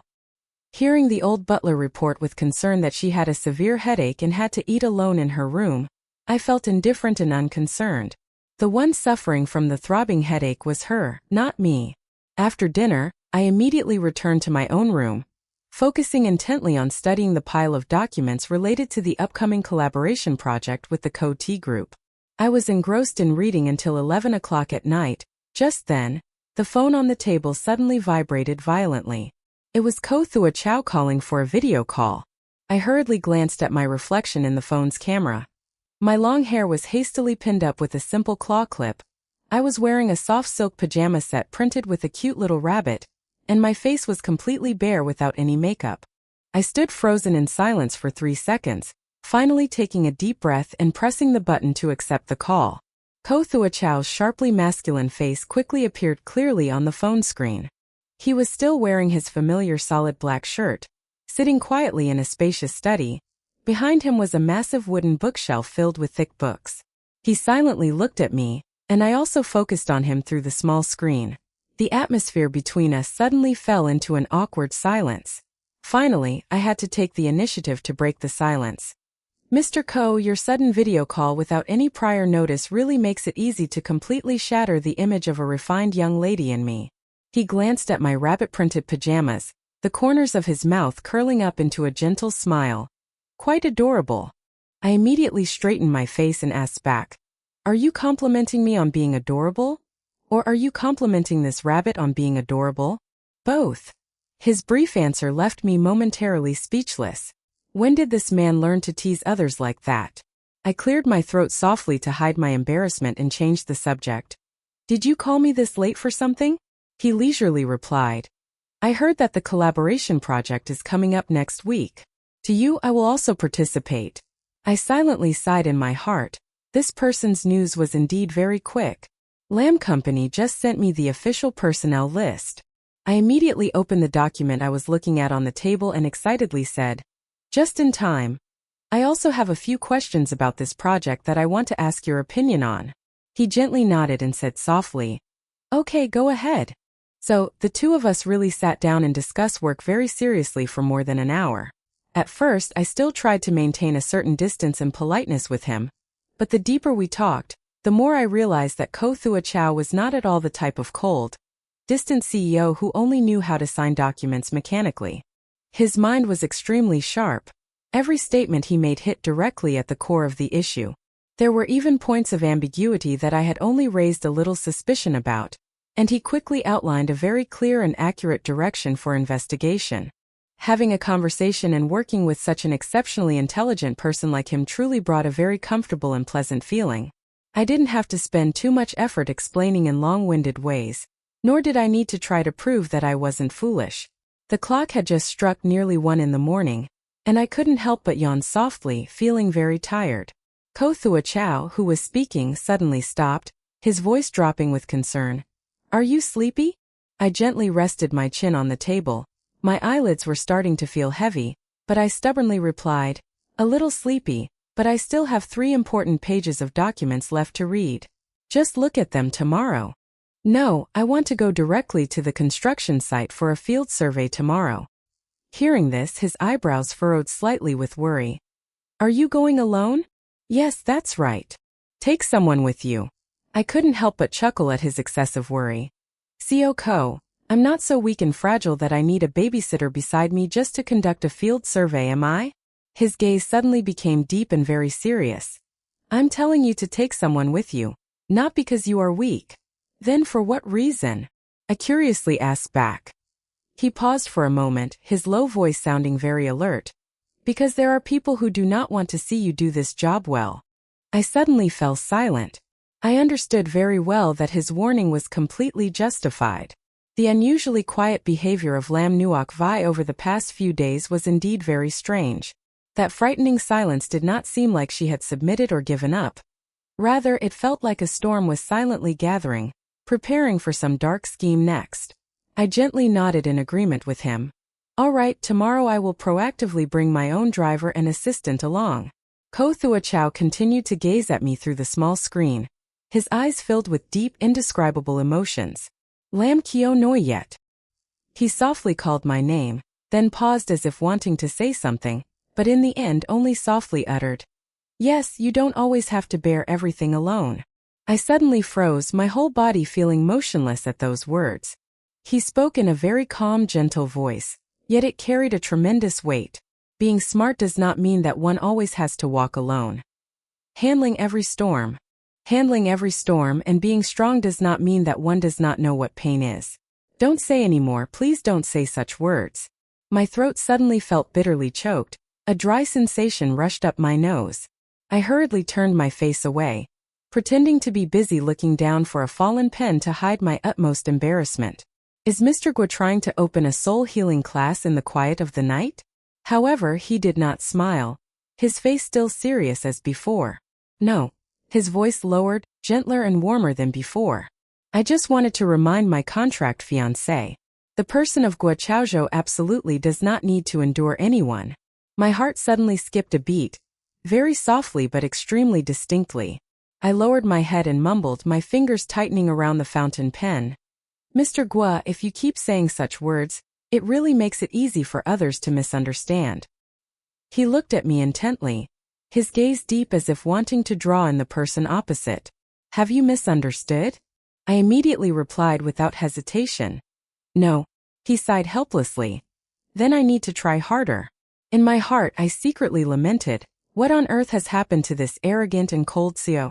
Quickly returned the initially cold and distant man to me. The next morning, I moved to the land belonging to the large cooperative project between Lam Company and Gua Company. This place is planned to become a bustling new commercial center in the eastern part of the city, located very close to the subway line that is currently under busy construction. If this project operates smoothly, the profits will be enormous. However, at this moment the land still looks quite desolate and abandoned. Surrounding it are only a few old, dilapidated buildings that have not been completely cleared. I went to survey the site with a young assistant from the strategy department and my private driver. After surveying for about half an hour, the assistant suddenly received an urgent phone call, her face showing clear panic as she turned to tell me that there was extremely urgent documentation that needed to be handled back at the company immediately. I raised my eyebrows and looked straight into her eyes, gently asking, "Is it urgent enough to leave me alone in this desolate place?" She smiled awkwardly, avoiding my scrutinizing gaze. "Miss Lam, the driver is still here waiting for you." I looked towards the car park not far away, but I absolutely did not see the driver anywhere. Just then I pulled out my phone and discovered that the screen had completely lost signal, with no bars showing. I looked around the deserted construction site, eerily quiet. In that desolate space I tried to stay calm, slowly putting my phone back in my bag and staring at the assistant. "Who told you to do this?" Her complexion immediately changed, becoming pale and extremely flustered. "Miss Lam, what are you talking about? I don't understand." I firmly stepped forward, imposing, "How much did Lam Nuokfai pay you to do this?" She panicked and stepped back, stammering denials. "No, that's not true." Before I could say anything more, heavy footsteps suddenly echoed from behind me, thudding on the sandy ground. 3 strange men, rough-looking, slowly emerged from behind the crumbling wall of the old construction site. One of them was holding a shiny iron rod, coldly. The assistant screamed in fear and quickly ran away. I stood still, alone in the midst of danger. It's not that I don't know fear. I am truly very scared. I am just an ordinary girl made of flesh and blood, not a warrior with iron skin and live streams, but I understand very clearly that in this situation, the more scared I am, the more I must keep my mind clear. The man with the iron rod. Look at me. Look at me, wearing a sinister and flirtatious smile. "Miss Lam, someone wants to kindly invite you to this trip for a while." I straightened my shoulders and looked at him, coldly asking, "Who invited? Say the name so I can know how to evaluate my friend's taste." He frowned, seemingly annoyed by my indifferent attitude. "Seems the tongue is quite tough." I silently took a step back, my hand quietly searching in my pocket for a self-defense item, while my mouth still tried to buy time. "Hey buddy, what era of civilization are we in that you still play such a crude kidnapping game? Your profession has no social insurance, you know." My words successfully angered him. He let out a furious roar and charged straight at me. At that moment, when everything seemed precarious, the deafening sound of tires screeching on the rocky ground rang out violently. A luxurious black Maybach braked sharply, stopping not far from us. The car door quickly opened and Ko Thuachao stepped out, exuding an oppressive aura, followed by 4 tall bodyguards in elegant black suits. The gust of wind blew up the hem of his trench coat, and his face was now cold and ominous to the point of being terrifying. I looked at him appearing like a god, and for some reason, a strange sense of reassurance and relief surged in my heart. The man with the iron rod, who had been so arrogant just moments ago, was now immediately flustered, stammering and trembling. Co-General. Ko Thua Chow completely ignored him. His hawk-like eyes locked onto my figure. He quickly approached, his voice low and filled with concern. Are you hurt anywhere? I gently shook my head, trying to force a light smile to reassure him. No. You arrived just in time. The male lead has a good KPI for rescuing the damsel in distress. He scrutinized me from head to toe to confirm that I was indeed safe and sound. At that moment his tense expression eased slightly. Immediately after, he turned to face the group, his previously warm voice instantly transforming into a freezing cold tone. Who sent you here? The three men had not yet reacted when they were quickly subdued by the 4 professional bodyguards, pinned to the ground. At first they still appeared stubborn, keeping their mouths shut and refusing to say a word. However, after Ko Thua Chow coldly threatened to take them straight to the police station, along with him reciting the gambling debt records of each one, the leader's face immediately turned pale, his legs turned to jelly, and he knelt down. It was a woman who transferred money to us. She only instructed to find a way to keep Miss Lam here, and take a few sensitive photos to embarrass her. I stepped closer, coldly snatching the phone from his hand. Accessing the most recent transaction history, I saw an intermediary account registered under a stranger's name, completely unrelated to Lam Nuoc Vi. However, when I looked at that account number, I couldn't help but let out a cold smile. I had seen this number in the transaction statement for Lam Nuoc Vi's previous luxury jewelry purchases. She had indeed been very careful using an anonymous account, but unfortunately it was still not sophisticated enough. Ko Thua Chow stood beside me, pondering as he asked, "How do you want to handle this?" I returned the phone to the bodyguard, decisively saying, "Call the police." He nodded in agreement with my decision. As for Lam Nuoc Vi, I cast my gaze out into the vast space ahead. The brilliant sunlight of the new day shone down on the barren land, so bright that it made one feel dazzled. I smiled faintly, a smile tinged with a hint of sarcasm. She always liked to play the role of the pitiful victim. I turned my head, looking straight into the eyes of Ko Thua Chow, and said firmly, "Then this time I will fulfill her wish to let her play that role to the end." That night, the atmosphere at the Lam family was more chaotic than ever. My father angrily slammed his hand down on the coffee table in the living room, producing a sharp ear-piercing sound. "Nuoc Vi, what does this have to do with you?" At that moment, Lam Nuoc Vi was kneeling on the cold floor, tears streaming down her face, crying so pitifully that her chest heaved as if she were about to faint. "Dad, I didn't do it. I really don't know anything about this." "Sister, how could you be so heartless to doubt me like this? I have lost everything already. Are you not satisfied and want to push me to my death?" Standing beside her, my mother's face was as pale as a ghost, drained of color from fear. Shun Hao had just arrived, and he hurriedly helped Lam Nuoc Vi to her feet, then turned to look at me with an expression filled with immense disappointment. "Lam Kio Noyet, do you have any real evidence? If there is no clear evidence, then please don't push people too far." I silently looked at him, inwardly repeating the previous question. Evidence? How ridiculous. When they suspected me, they never needed a shred of evidence. Yet when I doubted her, evidence suddenly became a mandatory rule that had to be presented. I let out a soft laugh, a cold and extremely sarcastic laugh. "Shun Hao, you are indeed as fair as a broken electronic scale, always tilting to one side, and even beeping with great confidence." He was so angry that his face turned red, choking out, "My sister doesn't care about him at all." I glanced over at Lam Nuoc Vi, my voice steady but chilling to the bone. "Are you sure you are completely unrelated?" She was still sobbing pitifully.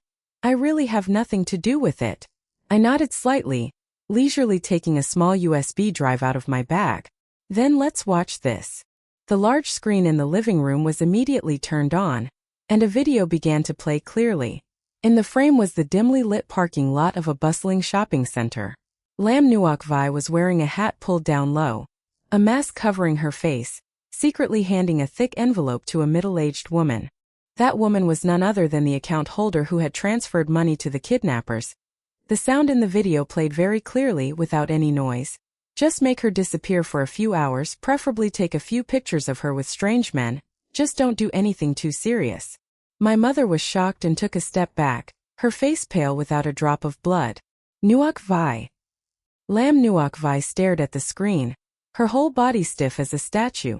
Tam Hao standing beside her was also completely stunned, unable to speak.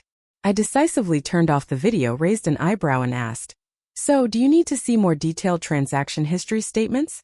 Or should I directly invite the police here to read the subtitles for everyone to hear?"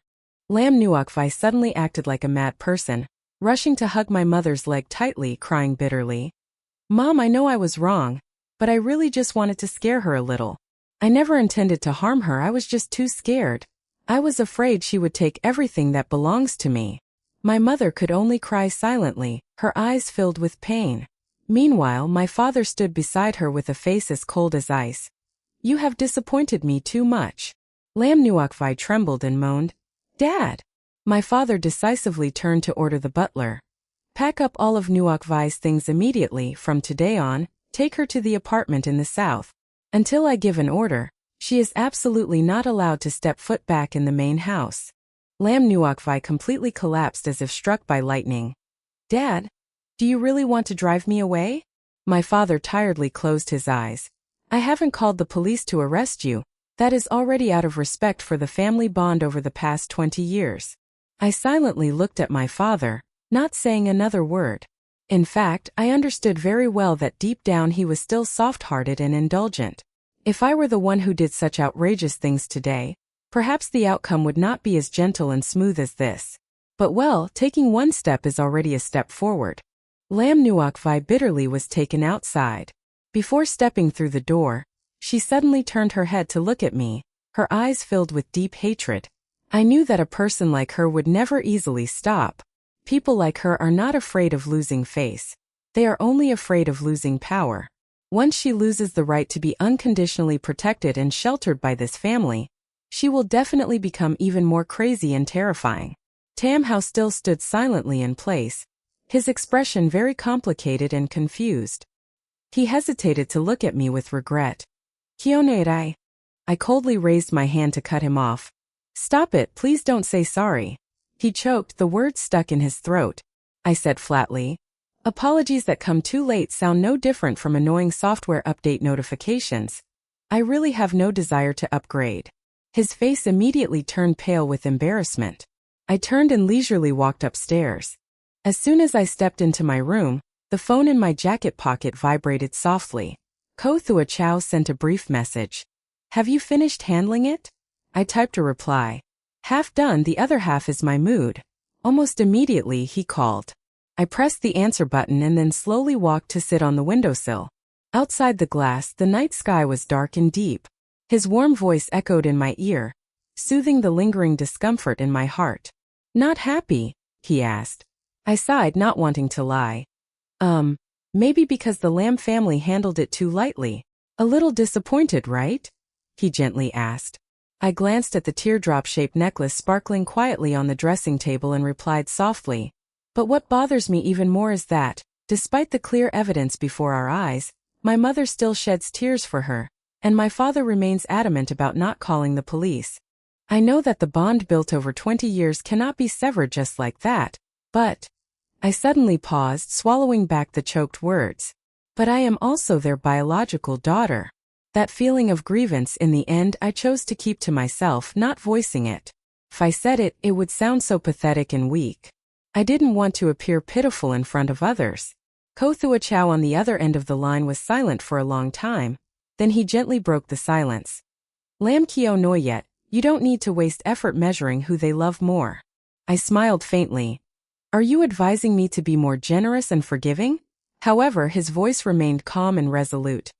"I just want to tell you that what they have never given you, I will make up for all of it in the future." My heart suddenly tightened with a trembling beat. I clenched the phone in my hand, momentarily at a loss for how to respond to him. He continued, his low voice filled with weight. "Fairness, face, or a solid support. Whatever you lack, I will definitely make up for it." I lowered my head, my nose suddenly felt prickly, and the corners of my eyes were hot with tears. After a moment I tried to use the gentlest tone possible to joke. "President Ko, It seems that there is no sweet clause like this in our current contract, right? He immediately replied without hesitation. It can be added. I chuckled softly. But just as the laughter ended, the tears I had been holding back finally burst forth, rolling down my cheeks. I hurriedly wiped away those warm streaks, gently calling his name. Ko Thua Chow. Yes, I'm here. You treat me so well, it's going to be hard for me not to misunderstand later. The other end suddenly fell into a profound silence. Then his deep magnetic voice rang out, incredibly gentle. Then go ahead and misunderstand. That night I couldn't sleep was not at all because of Lam Nuok Vai, but because of those 4 words. Then go ahead and misunderstand. A man like Ko Thua Chow, once he dislikes someone, he would absolutely never give that person even the slightest opportunity to misunderstand. So what does the gentleness and indulgence he has shown me all this time mean? I anxiously pulled the warm blanket over my face, trying to stop my heart from beating erratically. No, Lam Kio Noyet, you need to pull yourself together. You have just stepped back into this turbulent high society not long ago. The green tea boss out there has not been completely dealt with, the shares that belong to you have not been reclaimed, and your personal career is still unfinished, not at all stable. What love is there at this time? A truly mature person should know what needs to be prioritized right now. However, my rationality at this moment was extremely counterproductive. The warm, measured, magnetic voice of Ko Thua Chow kept echoing in my head. What they have never given you, I will give you later. I gently closed my eyes, smiling self-deprecatingly. Tonight I really didn't need a sweet cup of milk tea, because my heart already felt sweet enough to the point of being dizzy. Since Lam Nuok Vai had to move out of the main house less than 3 days ago, the gossip in the upper class quickly shifted to completely new and more exciting versions. The first version circulated that the true heiress of the Lam family was deeply scheming and extremely cruel, and upon returning, she ruthlessly forced her poor adopted daughter to leave. The second version said that I, Lam Kio Noyet, was just a person relying on my connection, being arrogant because I had Ko Thua Chow backing me up. The third version was even more fantastical and miraculous. They spread that I had used a love spell to make Ko Thua Chow lose his mind, infatuated with no way out, with the aim of preparing to swallow the entire Lam Corporation. When I accidentally read this third rumor in a secret chat group of some gossip-loving young ladies from wealthy families, I laughed so hard that I almost dropped my phone. A love spell? If I really had such a magical treasure, I would rather use it to enchant the bank to transfer all the money into my account first. Why enchant men? Men can change their hearts and betray us, while money is forever absolutely loyal, never knowing betrayal. I took a screenshot of that message and sent it to Ko Thua Chow. To my surprise, he quickly replied, "This spell doesn't seem bad, does it? How about you get one for me? Going away, I also really want to be made crazy by you." I stared intently at the words appearing on the screen, silent for a long while before decisively turning off the phone. This man truly no longer resembled the cold, arrogant CEO of legend. Who on earth had possessed him like this? Before I could think it through, the phone rang again. This time it was a call from my father's personal secretary. He informed me that there was a large charity party tonight, and the Lam family was required to attend in full. My father particularly wanted me to accompany him. I immediately realized that this was a once-in-a-lifetime opportunity. After Lam Nuok Vai was forced to leave the main house, the Lam family truly needed to officially present me to the public more, helping the upper class quickly become familiar with my true identity as a young lady. Frankly and realistically, this was my second debut in high society. If the last time was filled with dramatic, chaotic scenes, then this time I must appear truly luxurious and magnificent. I meticulously chose a warm wine-red evening gown for myself. It was not a bright, glaring red, but a deep, calming shade that brought a very soft, luxurious, and noble feeling, highlighting my fair skin. My long hair was gently curled and fell loosely over my shoulders, and my lips were adorned with a perfectly fitting, alluring red lipstick. The moment I slowly descended the stairs, my mother stood below, staring at me in awe. She softly exclaimed with pride, "Kio Noyet, my daughter, you look so beautiful today." I gently smiled and replied, "Thank you, Mom." She walked over slowly, tenderly helping me adjust the exquisite teardrop necklace sparkling on my neck. Her movements were incredibly gentle and filled with love. This time I did not shy away from her touch. Seeing this, she was so moved that the corners of her eyes began to redden. I silently realized that my mother was truly someone who easily shed tears. She cried for Lam Nuok Vai, cried out of emotion for me, cried for all the upheavals in her life. Perhaps this softness and sentimentality was her fatal weakness, and also the reason why she had been easily manipulated by those with malicious intentions all this time. When the car stopped in front of the luxurious 5-star hotel where the charity party was held, as soon as I stepped in, I immediately felt countless curious gazes directed at me. Around me, whispers of those present filled the air. Is that really Lam Kio Noyet? She looks much more beautiful and charismatic in person than I imagined. I heard she is fierce and sharp. In this day and age, you have to be fierce and capable to survive and stand firm in that complicated Lam family. Hearing this, I could only faintly smile with a hint of meaning, silently telling myself, "That's right, thank you for acknowledging my capabilities." My father proudly led me to meet and greet some of the family's major business partners. Throughout the conversation, I maintained a polite demeanor, responding appropriately and skillfully. I did not speak too much, but every word I uttered was concise, sharp, and to the point. Focus. The seasoned elders in the business world initially looked at me with scrutinizing, doubtful eyes, but then their attitudes gradually shifted to astonishment and admiration. A noble lady gently smiled and said to my father, "Mr. Lam, your daughter is indeed not simple at all." My father turned to look at me, and deep in his eyes, a hint of pride flickered, though it was well concealed. I clearly saw that change, but I chose not to expose it. After all, a successful middle-aged man like him also needs to maintain his dignity. After socializing around the large hall, I felt a bit tired and suffocated, so I quietly stepped out to the empty balcony to enjoy a bit of the cool night breeze. However, I had barely stood still for less than 2 minutes when a familiar and annoying voice rang out from behind me. "Lam Kio Noyet." I sighed in exasperation, knowing without turning around that the speaker was Shun Hao. Sure enough, he slowly walked closer to me, lazily holding a glass of red wine, his face looking somewhat haggard and more tired than before. "Can I talk to you privately for a moment?" he hesitantly asked. I gazed distantly at the dark night sky and coldly replied, "No." My decisive answer immediately left him speechless, unable to utter a word. I gently turned around, looked straight at him and indifferently continued, "But since you've already opened your mouth, go ahead and say what you need to say quickly. I'll temporarily consider it as listening to an annoying advertisement that I can't skip." Shun Hao forced a pained and helpless smile. "Do you really have to use such harsh words to mock me?" "Yes, are you asking me why?" "Because it makes me happy." He silently looked at me, his eyes filled with complex, chaotic emotions. "I know in the past I misunderstood you about many harmful things. I truly want to send you my most sincere apology." I coldly looked at him, thinking to myself, well, if he realizes that, then at least his eyes have opened a little.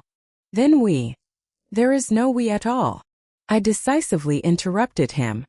"Shun Hao, I am willing to accept your belated apology, but that does not mean I will give you a ticket to come back to me." Shun Hao's face immediately stiffened, becoming extremely awkward. He hurriedly explained, "I just want to make up for the pain you have endured." Completely unnecessary. I slightly tilted my head to look at him, smiling coldly. "Do you know what your biggest problem is right now?" He fell silent, bowing his head without answering. I leisurely continued, "You always think that after awakening, he must stand still in place to wait for him to return, but unfortunately, I am not a silent bus station. If he misses the ride, he should call a car and go by himself." Tam Hao pressed his lips tightly into a cold straight line. At that suffocating moment, the balcony door gently opened, and a girl in a pure white dress stepped outside.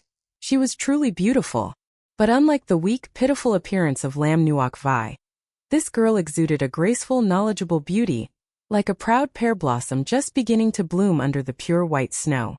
She glanced at Tam Hao first, then leisurely shifted her focus to me. "On how it turns out you are here." I raised my eyebrows with interest. Tam Hao seemed somewhat awkward. "Tanjiao, why did you come out here?" "Tandao." A familiar name suddenly flashed in my mind. To Tanjiao, the young lady from the Ta family who had just returned from studying abroad, rumored throughout the wealthy circles to be Bok Noyet Kwang, the youthful light of Ko Thua Chow. Why did I know this so well? Because the gossip chat group of the upper class was always very active and quick-witted. Tan Zhao looked at me, gently smiling with a very proper and polite demeanor. Miss Lam, nice to meet you. I am Tan Zhao. I nodded politely. Hello. Her smile was light, carrying a hint of elegance but full of distance. I heard that you and Thua Chow are about to get engaged. I silently assessed her in my heart. Her way of addressing was indeed very intimate. Thua Chow, huh? I smiled faintly. Your news travels fast. After all, I have known him for many years. Before I could respond, a low, cold male voice suddenly rang out from behind, decisively interrupting her words. Not considered as family. Ko Thua Chow leisurely walked out to the breezy balcony. The delicate face of Tan Zhao momentarily froze. Thua Chow. But Ko Thua Chow did not glance at her even once. He walked straight to my side. In a very natural manner, he took the warm shawl from the hands of the nearby server and gently draped it over my thin shoulders.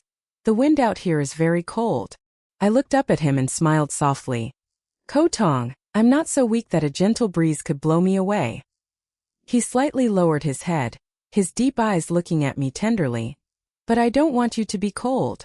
The words carrying boundless indulgence just slipped out, and the atmosphere on the balcony immediately became extremely strange. Tam Hao stared at the two of us, his expression dark and very unpleasant. As for Tan Zhao, her gaze was fixed on the hand that was naturally resting on my shoulder from Ko Thua Chow, and the elegant smile on her lips faded a bit. A feeling of great amusement suddenly surged within me.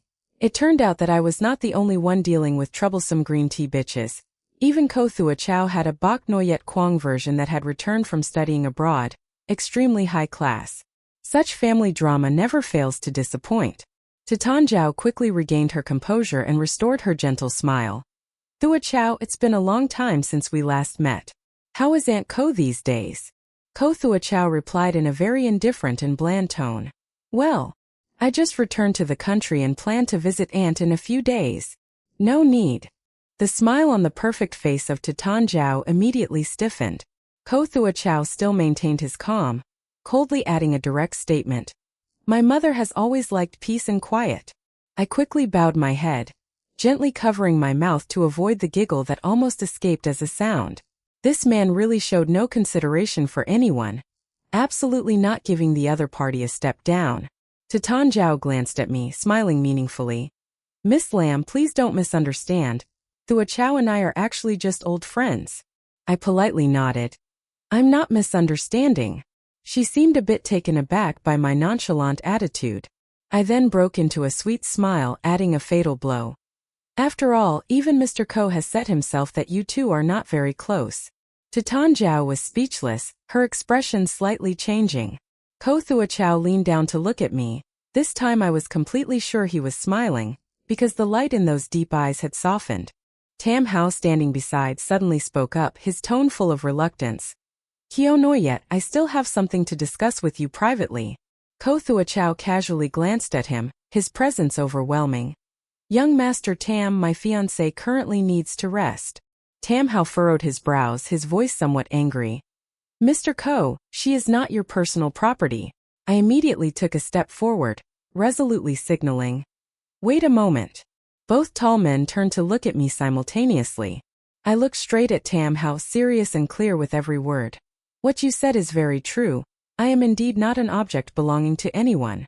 A glimmer of bright hope flashed in Tam Hao's eyes, but in the next second, my following statement directly doused him with a cold bucket of water.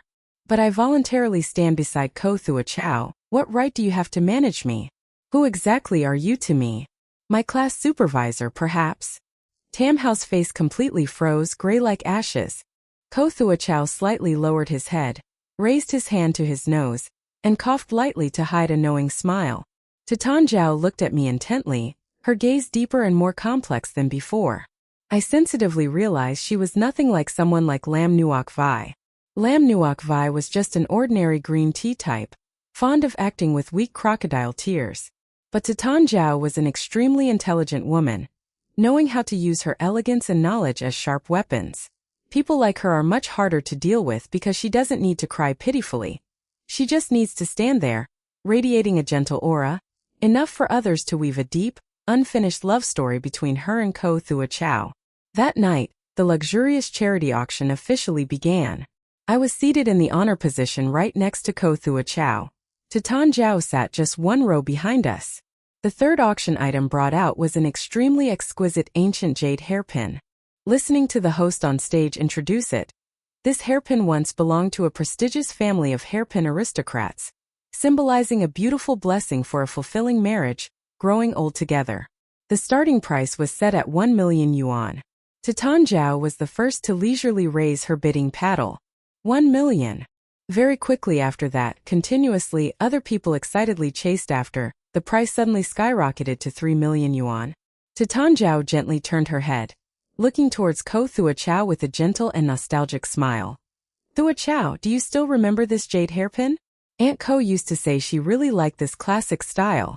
Her voice was just elegant enough but also loud enough for everyone around to immediately cast curious glances. The meaning in it was obviously very clear. Titan Zhao truly knew how to grasp the preferences of Ko Thua Chow's mother. The relationship between the two of them seemed far from simple. I quietly lifted the glass of water in my hand, silently saying nothing. Next to me, Ko Thua Chow's face maintained a calmness like a lake without a ripple. Titan Zhao confidently smiled, proudly raising the board once again. 5 million. The entire hall immediately buzzed with excitement. A jade hairpin, no matter how precious, could not possibly be worth that much money. However, at such high-end auctions, people sometimes did not bid for the actual value of the item, but rather for a bit of vanity.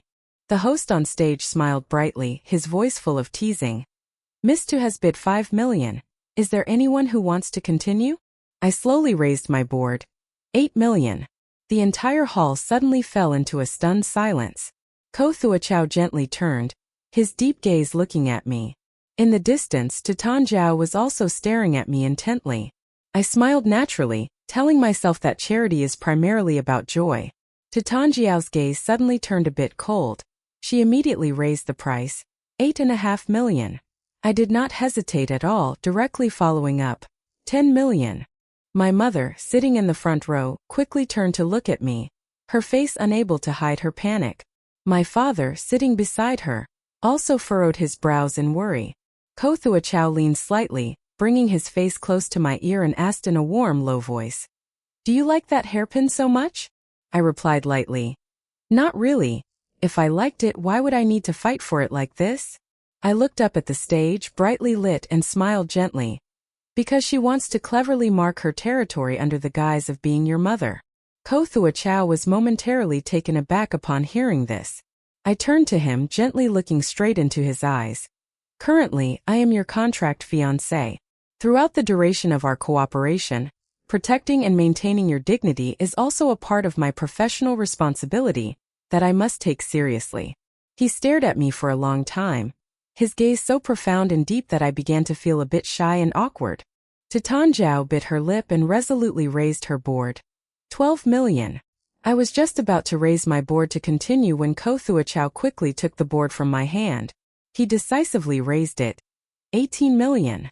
The entire spacious hall immediately erupted in astonished excitement. The change in Titan Zhao's expression. Titan Zhao's complexion changed in an instant, becoming visibly pale. The host on stage was so excited that his voice trembled. Mr. Ko has bid 18 million. Is there anyone else who wants to bid? No one else spoke up. The ancient jade hairpin had finally been secured for Ko Thua Chow. After the auction ended, the staff respectfully brought the hairpin over. Ko Thua Chow received the exquisite box. He did not give it to his mother, nor did he glance at Titan Zhao even once. He slowly opened the box, gently lifted the jade hairpin, and tenderly pinned it in my hair. I stood frozen in place, completely stunned by the surprise. He slightly lowered his head to look at me, his eyes filled with tenderness. It suits you very well. Suddenly, the surroundings became eerily quiet. Titan Zhao stared at us, the elegant smile on her lips completely vanished. I looked up at him and softly whispered, Mr. Ko, that's 18 million. He gently replied, Yes, I personally pinned it in your hair. I asked again. Don't you think it's expensive? He looked straight into my eyes, his voice carrying a hint of indulgence. An expensive item is worthy of you. Are you planning to disobey me again? I seriously doubted that this profound man was carrying a top-tier flirting script. Before I could respond, Titan Zhao had already stepped forward. She stared intently at the jade hairpin adorning my hair, smiling in a forced and bland manner. Miss Lam is indeed a very lucky person. I also smiled back. That's right, sometimes luck is a kind of strength. She looked piercingly at me, her tone containing deep meaning. But not everything gained through luck can be kept for long. I tilted my head slightly and calmly replied, You are absolutely right, Miss Tu. She was momentarily surprised by my lack of rebuttal, but soon after, I smiled gently and continued. Therefore, the things I have, I usually use my own abilities to hold on to tightly. Titan Zhao was momentarily speechless, then she turned to Ko Thua Chao, her tone soft. Thua Chao, can we talk privately for a moment? Ko Thua Chao coldly refused. It's not convenient. She stubbornly persisted. Just for a few minutes. Ko Thua Chao frowned slightly. My fiancé will misunderstand. Titan Zhao immediately turned to look at me. In fact, I really wanted to say, no, I don't misunderstand at all. But before I could speak, Ko Thua Chao gently turned to ask me, do you misunderstand my love? He called me my love so naturally in front of his rumored lover. What else could I do in this situation? I could only smile sweetly, actively linking my arm through his and coyly replied, yes.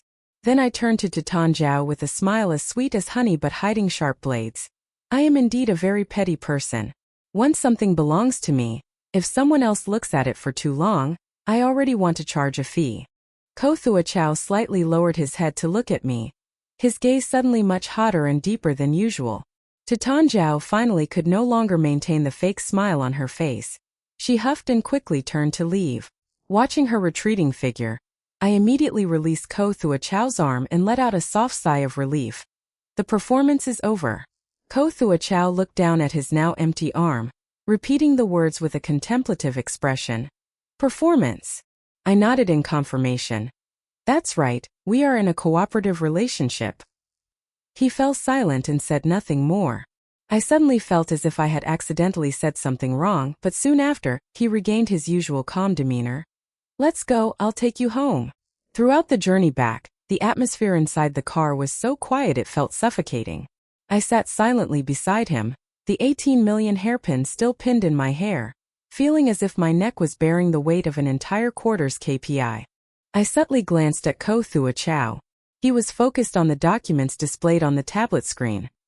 The cold face without a trace of emotion, but by intuition, I sensed that he was not happy at all. I hesitated to think for a moment, then quietly asked cautiously, Mr. Ko, are you angry with me? He did not bother to look up, coldly replied. Not angry. When a man says he is not angry, most of the time it means he is very angry. I lightly cleared my throat to ease the awkwardness. About what just happened? When I said it was acting, actually I did not mean it that way. At this moment he slowly raised his head to look straight at me. Then what do you mean? I momentarily choked on my words, confused about how to explain. What do I mean? Actually, what I meant was I was very afraid that I would mistake it for real. I was afraid that I was clearly just a contractual partner in name, but could not help but be moved by him. I had lost too much because of illusions, so now I did not dare to easily believe in the kindness of others. I lowered my head and bit my lip. Ko Thua Chao, we initially were cooperating. He looked at me for a long time. It was like that at first. I looked up. Now the car was driving through the road full of lights. The light flickered across his face, sometimes bright, sometimes dark. He looked at me, his voice very low. Now I did not want to just cooperate anymore. Trust me felt like someone tapped me lightly, very lightly but echoed for a long time. I looked at him, forgetting to blink. He continued, Lam Kio Noyet. I do not like to say meaningless words, I like you. In that moment the world inside me seemed to hit the pause button. I once thought that a person like Ko Thua Chao, if he confessed, would probably coldly say something like I allow you to like me, or present a 20-page love contract. But he simply said I like you, straightforward, direct, without evasion. I looked at him for a long time, finally only uttering an extremely ungraceful sentence. Do you like rabbits? Ko Thua Chow was taken aback then. That made him laugh. This time he laughed very clearly. His usually cold eyes curved up, and his whole body suddenly softened a lot. Yeah, I look at you like the rabbit that knows how to bite people. I covered my face. It's over, I'm really done. The male lead knows how to flirt, who can stand it? But just at that moment, the atmosphere in the car was so heavy that the driver in front also consciously reduced his presence.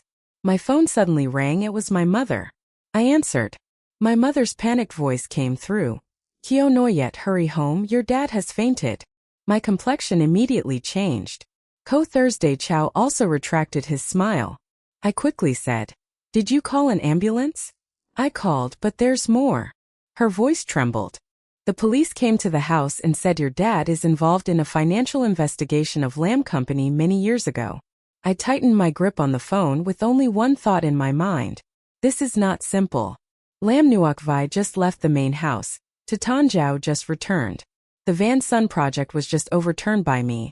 And now my dad suddenly fainted and is being investigated financially. Everything seems like pieces on a chessboard being pushed at the same time. I looked at Ko Thursday Chow. He had taken out his phone to call his assistant. His voice cold to the point of being frightening. Dad heard about the fluctuations of Lamb Company in the past 24 hours, and the person behind the complaint against Lam Chin is standing. Ding. I took a deep breath. It was just a romantic movie. Now it immediately switched to Thuong Chien Hung Mon. Indeed, my life has no advertisements, but the drama is continuous. Ko Thua Chow held my hand. Don't be afraid, I'm looking at your hand. This time I won't pull away, I said I'm not afraid. He looked at me. I smiled very lightly, but my gaze grew colder little by little. I was just thinking who would dare to touch the Lam family at this moment? I tightened my grip on his hand. That person is tired of living. When Ko Thua Chow and I arrived at the Lam family home, there were already police cars, ambulances, and a group of reporters who seemed to have sniffed something out. The flashes were going off continuously. Someone shouted, Miss Lam. It is said that Chairman Lam is being investigated for money laundering. Do you know about this? You just returned and have already brought turmoil to the Lam family. Do you think you are a comet? I stopped. Ko Thua Chow immediately leaned in front of me. He said coldly, whoever asks another baseless question, tomorrow you will receive a lawyer's letter. The reporters fell silent for 3 seconds. I gently tugged at his sleeve. It's okay. He turned to look at me. I smiled. If they like to ask, I will answer. I took a step forward, looking straight into the camera. First, father, I am currently only coordinating investigation, not convicted. Secondly, whoever spread the money laundering news before there was an official conclusion, I will record each person. Thirdly, I looked at the reporter who just asked the comet question. I smiled very lightly. He asked me if I was a comet? So I answered him, if I were a comet, the first person to be stabbed would definitely be the one behind hiring you to come here. The reporter's face turned pale. Ko Thua Chow looked at me, his eyes softened slightly. I did not stop anymore. I walked straight into the house. In the living room, my mother was sitting on the sofa, her whole body trembling. My father had been taken to the ambulance. His secretary was calling continuously, his face pale. I walked in front of my mother. Mom, where is Dad? He was taken to the hospital. The doctor said Dad's blood pressure suddenly spiked severely, and he needs to stay for close monitoring. I gently squeezed her cold hand, softly whispering, Mom, look at me. She trembled and looked up, tears of sorrow and fear continuously streaming down her haggard face. I looked deep into my mother's eyes, clearly and firmly saying each word. Our Lam family has not collapsed. Dad has not been convicted, and I am still right here sharing the burden with you. Hearing that, my mother immediately grasped my hand tightly, like a person about to drown, desperately clinging to the only lifebuoy of their life. Kyo no yet, Mom is really very scared, do you know? Her voice choked with sobs. I comforted her gently, lowering my voice very softly but with great determination. But right now, Mom must not panic. The more you weaken, the more outsiders will rejoice. At that moment, in the extremely tense atmosphere, the butler timidly stepped in, his face unable to hide his awkwardness. Miss Nuokvai is standing outside the main gate. She earnestly said she wanted to come in to visit the lady. As soon as my mother heard that name, she was startled and looked up sharply. I calmly looked at her. Do you want to meet her? She hesitated for a moment, her eyes full of complexity. If it were before, she would have immediately opened the door to welcome Lam Nuokvai into her arms, but after so many events and past hurts, her trust was no longer complete. I understood that sentiment, so I turned to signal the butler to let her in. Ko Thuachao standing beside me glanced at me questioningly. I just leaned in to whisper to him, my voice full of implication, to catch the cunning little mouse. Sometimes we have to pretend that this house has no cat watching. Keep. Just a moment later, the figure of Lam Nuokvai appeared at the living room door. Today, she chose a pure white dress for herself, her face completely bare and pale to the point of being pitiful, her hair slightly messy and disheveled, looking no different from a dutiful daughter who, despite being neglected and driven out of the house, still harbored deep worries for her parents. As soon as she saw my mother sitting on the sofa, her tears seemed to well up, falling down in streams. "Mom!" she sobbed, calling out and hurriedly rushing over, kneeling right at my mother's feet. "Mom, I just heard the news about Dad and immediately rushed back. Even though everyone no longer needs me, I still worry endlessly for you and Dad." My mother's body trembled slightly at those heartfelt words. I stood silently beside her, coldly observing the drama without uttering a word. At that moment, Lam Nuokvai raised her tear-filled eyes, filled with a pleading look as she gazed at me. "Sister, now that it has come to this, please don't be cruel and stop me from being by Mom's side to take care of her, okay? I know you have always hated me, but our parents have raised me for 20 years. How could I turn my back on that deep gratitude?" I stood silently looking at her for a long time, my gaze sharp as if piercing through her heart, then suddenly let out a light laugh. "Nuokvai, do you know what your biggest and most ridiculous weakness is?" She was momentarily stunned, the fake smile on her lips freezing. I slowly bent down, looking straight into her eyes that were trying to feign innocence. "It's that you have played the role of the good person for too long. So long that you have deceived even yourself and forgotten one basic thing. A truly kind person would never have to keep reminding the world how good they are." Lam Nuokvai's complexion immediately changed, turning pale with shock. I leisurely took my phone out of my pocket and pressed play on a pre-recorded audio clip. Instantly, the deep, hoarse voice of a strange man echoed clearly in the silent space. "Ms. Lam, just as you arranged, the unfavorable news about Chairman Lam has been widely disseminated by us. The reporters have also surrounded the villa, but as for the remaining payment..." Following that, a delicate yet scheming female voice, unmistakably Lam Nuokvai's, rang out. "Let the Lam family be in chaos a little longer. Remember, at all costs, make the public scorn and label Lam Kyo Noyet as a jinx. I want her to bear the eternal shame of the family as soon as she steps back home." The recording ended abruptly. The spacious living room suddenly sank into a terrifying silence, as if one could hear the rapid breathing of those present. My mother looked at Lam Nuokvai in shock, her lips trembling, unable to speak. "Nuokvai, is it really you?" Lam Nuokvai was in a state of extreme panic, shaking her head frantically as if mad. "No, Mom, it's not me. It's her. It must be her who deliberately used audio editing technology to frame me. She always wants to push me to the edge." I remained extremely calm, nonchalantly interrupting her. "Then let's just report it to the police so they can conduct a professional audio analysis, and it will be clear right away." Upon hearing the words "report to the police," her whole body immediately stiffened like a statue. I smirked at her mockingly. "Try to guess, if this matter comes to light, will Dad still forgive you out of the affection he has for raising you for 20 years? Lam Nuokvai knew she could no longer deny it, suddenly standing up, her eyes wide with rage as she glared at me. "Yes, I did it, so what?" My mother, hearing her admit it, felt as if she had been stabbed with a fatal blow, tears of humiliation and pain streaming down her face. "Why? How could you be so cruel to do this?"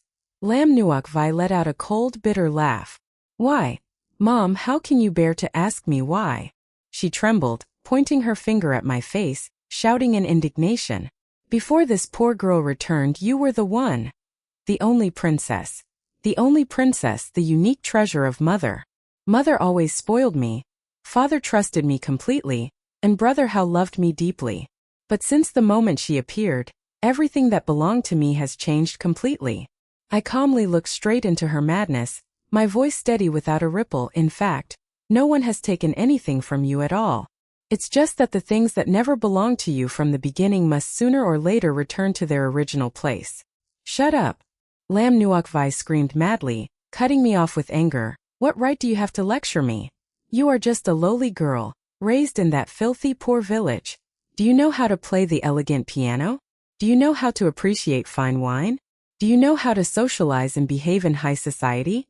To have the demeanor of a young lady from the Lam family today, I had to work hard to learn every step with great difficulty. And you only need to rely on a cheap DNA test to naturally get everything. I stood silently looking at her for a few seconds, then gently sighed, softening my voice slightly. Lam Nuokvai, you are completely wrong. She glared at me with resentment. I slowly explained, each word piercing the air, that DNA test has never given you everything in this world. It simply returned to you a status, a name that originally belonged to you. I looked deep into her bloodshot, resentful eyes and continued, and everything else, including dignity and your current position, is something you have fought for with your own abilities. You lost not because I am the biological child, but you lost because of your own insatiable greed. Lam Nuokvai laughed maniacally like a mad person. Do you think you have completely won? How ridiculous! Your Lam family is about to be thoroughly investigated. The stock price will definitely plummet tomorrow. Your father is lying sick there, your mother is weak and helpless, and what do you have to fight against me? Just as her venomous words ended, a deep, cold and powerful voice suddenly rang out right behind me. Take me!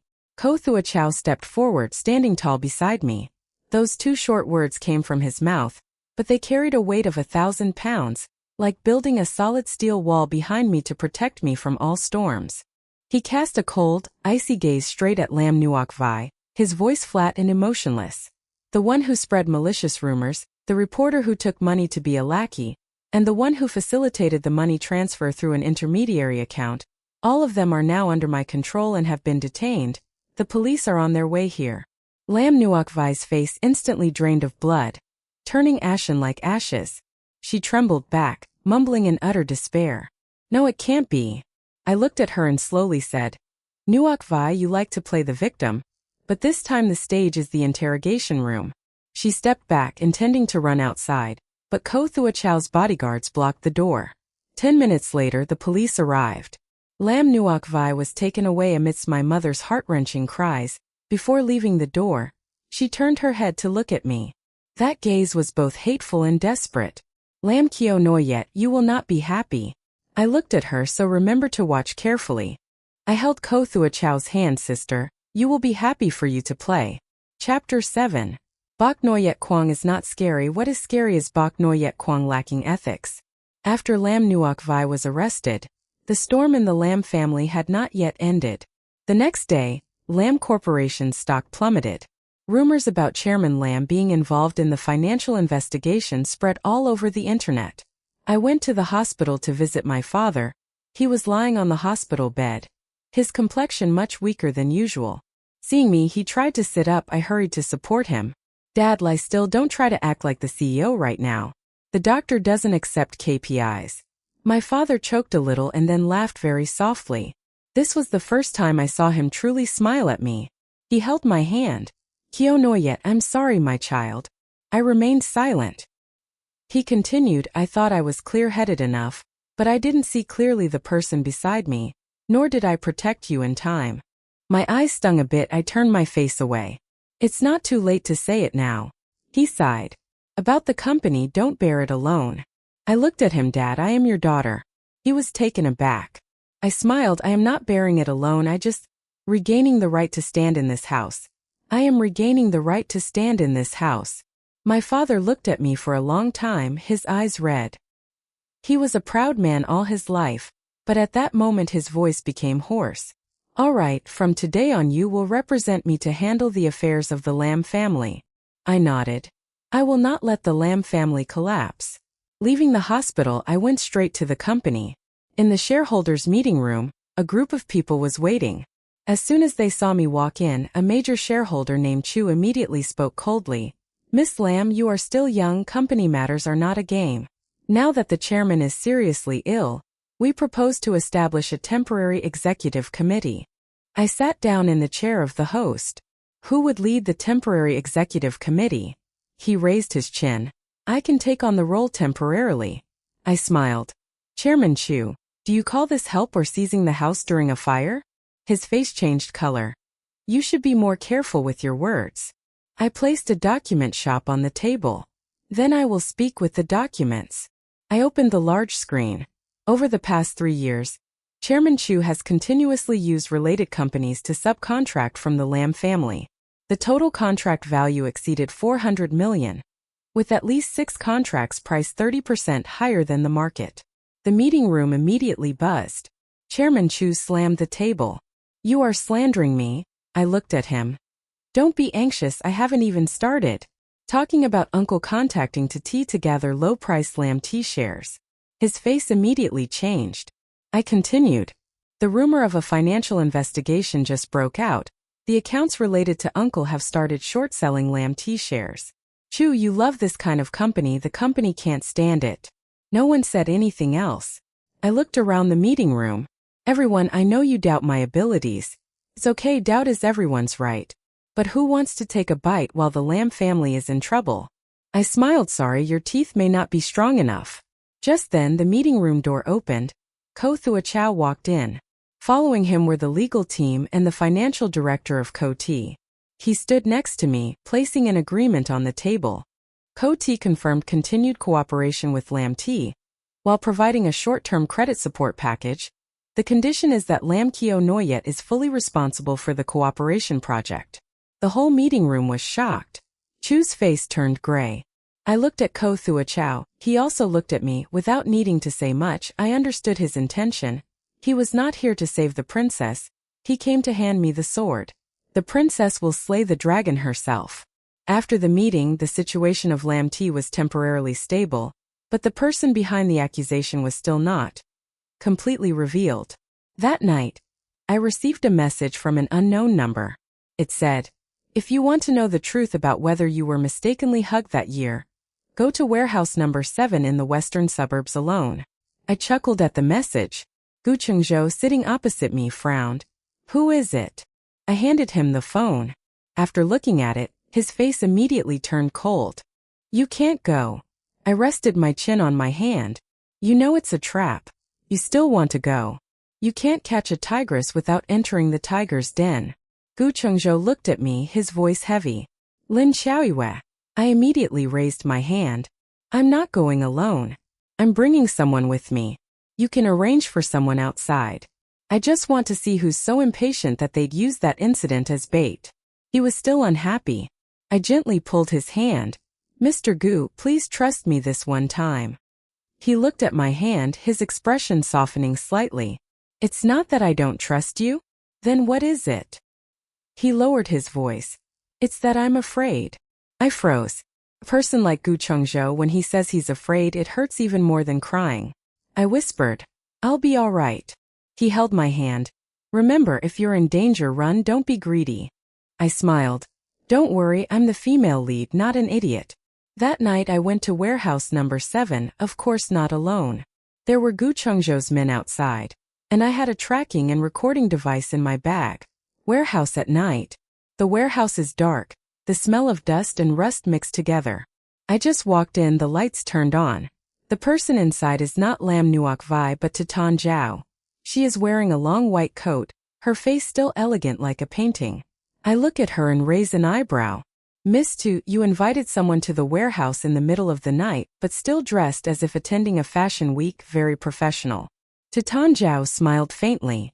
Lam Kio Noyet, you really don't know fear. I am afraid, but what I fear most is not getting enough sleep while you are not at that level yet. Her smile turned cold. She thinks Ko Thua Chow really likes her. I sighed at this sentence. Why do the women around him always like to ask me about who he likes? If you are not confident, go ask the person directly, don't ask the hotline. Titan Zhao clenched her fist. She is not worthy of him. I nodded. Yes, this sentence is also old. Is there any new one? She stared at me. Do you know why you were mistakenly hugged back then? The smile on my lips disappeared. Titan Zhao took a step forward. It was not an accident, my heart sank. She slowly said. Back then, the people of the Tu family and a hospital manager colluded. The Lam family was competing for a large project with the Tu family at that time. All they needed was the daughter of the Lam family disappearance. Tan Yuyan was in despair. Lam Chin-din was distracted. The Tu family would have a chance to win. I looked at her, so the Tu family was messing with me. That's right. Her voice was calmly terrifying. They just didn't expect that 22 years later she would still be alive and would return. My hand grew cold. 22 years. I once thought I was being toyed with by fate. Turned out it wasn't fate, it was people. Some people, for their own interests, casually cut off the life of a child. Titan Zhao looked at my expression and smiled lightly. Lam Kyo Noyet, do you hate it? The ones who made you wander were the Tu family, but Ko Thursday Chow was once helped by the Tu family. His mother liked me very much. If this matter got out, do you think he would choose you or choose the long-standing relationship with the Tu family? I looked at her for a long time, then I burst out laughing. Titan Zhao frowned. What are you laughing at? I laughed at your half-baked intelligence. I took the recording device out of my pocket. Thank you, Miss Tu, for confessing so thoroughly. The previous segment was clear, the emotion stable, the logic quite good. If sent to the police, it probably wouldn't need any embellishment. Titan Zhao's expression immediately changed. You recorded it, I tilted my head, I was just naive, not stupid. She immediately raised her hand. Several men stepped out from behind, but the warehouse door was also immediately kicked open. Ko Thua Chow led his men in, and the bodyguards quickly subdued everyone. Su Qingjiao looked at him, her voice trembling. Gu Chengzhou. Gu Chengzhou walked past her, not even glancing at her. He walked straight to me. Are you hurt? I shook my head. No. He grabbed my wrist, checked me, his expression still cold. I said if there was danger I would run. I blinked. I wasn't in danger yet, your bodyguards arrived quickly. He looked at me, both angry and helpless. Su Qingjiao behind me suddenly laughed. Gu Chengzhou, you really are going against the Su family for her. Gu Chengzhou turned around, his eyes as cold as ice. The Su family, he said slowly. From the moment you admitted to the baby feeding incident, the Su family no longer has the right to speak to me. Su Qingjiao's face flushed. Your mother won't agree. Gu Chengzhou interrupted. My mother liked her because she thought she was kind. Not because she was a Su. He held my hand tighter. And I liked her because she was Lin Xiaoyu. In that moment, my heart suddenly softened uncontrollably. Not the Lin family's daughter. Not a business partner. Not a contractual fiancé, but Lin Xiaoyu. Just me. Su Qingjiao was taken away. The porridge that year. The incident of spreading harmful rumors about Lam tea.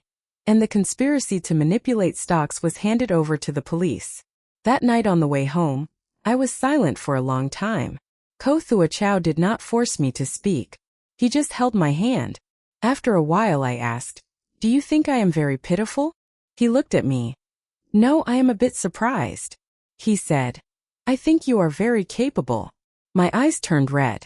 I was beaten and robbed of 22 years, but I still became someone no one could look down on. Tears fell from my eyes. Ko Thua Chow reached out to wipe them away. Kyo Noyet, the past is not your fault. I choked up, but I still felt pain. He pulled me into his arms. So feel the pain, no need to pretend to be fine in front of him.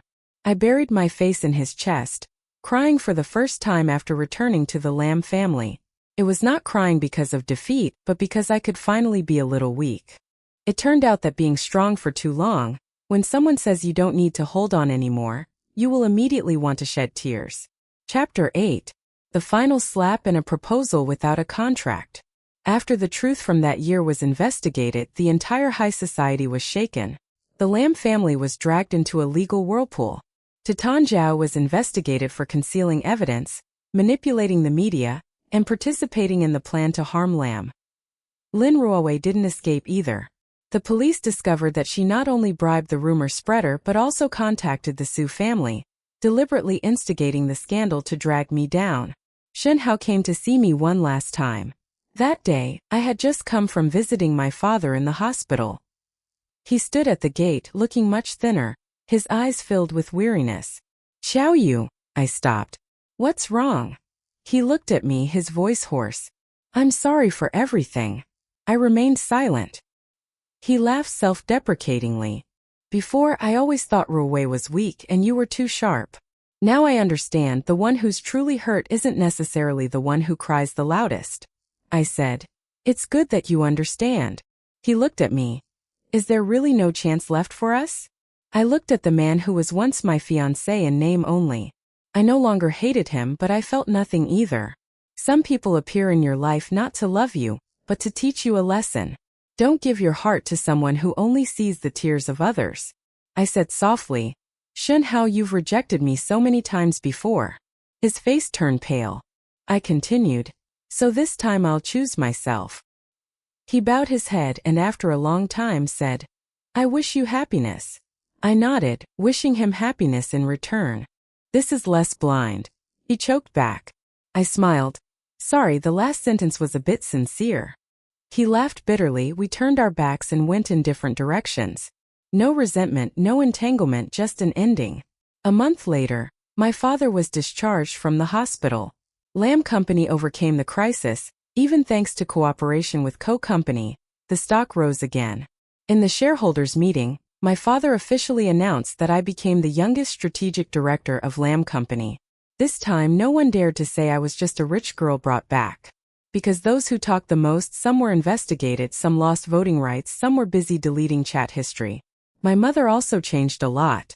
She no longer mentioned Lam Nuok Vai in front of me, not because she stopped caring for her immediately, but because she finally understood that loving someone cannot use the fairness of others as a price. One evening she came into my room bringing an old album. In the album were photos of me as a child that the foster family had sent to the Lam family after re-establishing contact. My mother looked at them and cried. Kyo Noyet, you have missed too much. I sat next to her so later mother can make up for it. She looked at me, her eyes red. Do you still give me a chance? I smiled lightly. Mother, I cannot pretend. Pretend those 22 years never happened, but I can give you a chance to appear in the years to come. She hugged me, crying like a child. This time I didn't push her away because I knew some wounds don't heal in a day. But if someone truly wants to make amends, we can slowly learn to accept it. As for Gu Chengzhou, he was still the same. By day he was the cold, aloof CEO who made his partners tremble. By evening he was the man who texted me. Did you eat dinner on time today? I replied, yes I did. Send me a picture as proof. I said, CEO Gu, are you managing me like you manage a company? He replied, no, the company isn't as lovely as you. I looked at my phone, smiling so much that my assistant thought I was looking at the profit report. 3 months later, our fake engagement contract was due for revision. I brought the contract to Gu Chengzhou's office. He was sitting behind his desk. When he saw me, he put down his pen. He wanted to renew it. I placed the contract on the table. No, his gaze darkened slightly, and I deliberately put on a serious expression. I want to cancel the contract. He fell silent, and the atmosphere in the room immediately became tense. I almost couldn't help but laugh, but I continued the act. Mr. Gu, our contractual relationship should end now. He looked at me for a long time. Why? Step in front of him because I don't want to be a contract fiancé anymore. He stood up, his voice hoarse. Kyo Noyet. I took a small box out of my bag and placed it in his hand. Inside was a simple men's ring.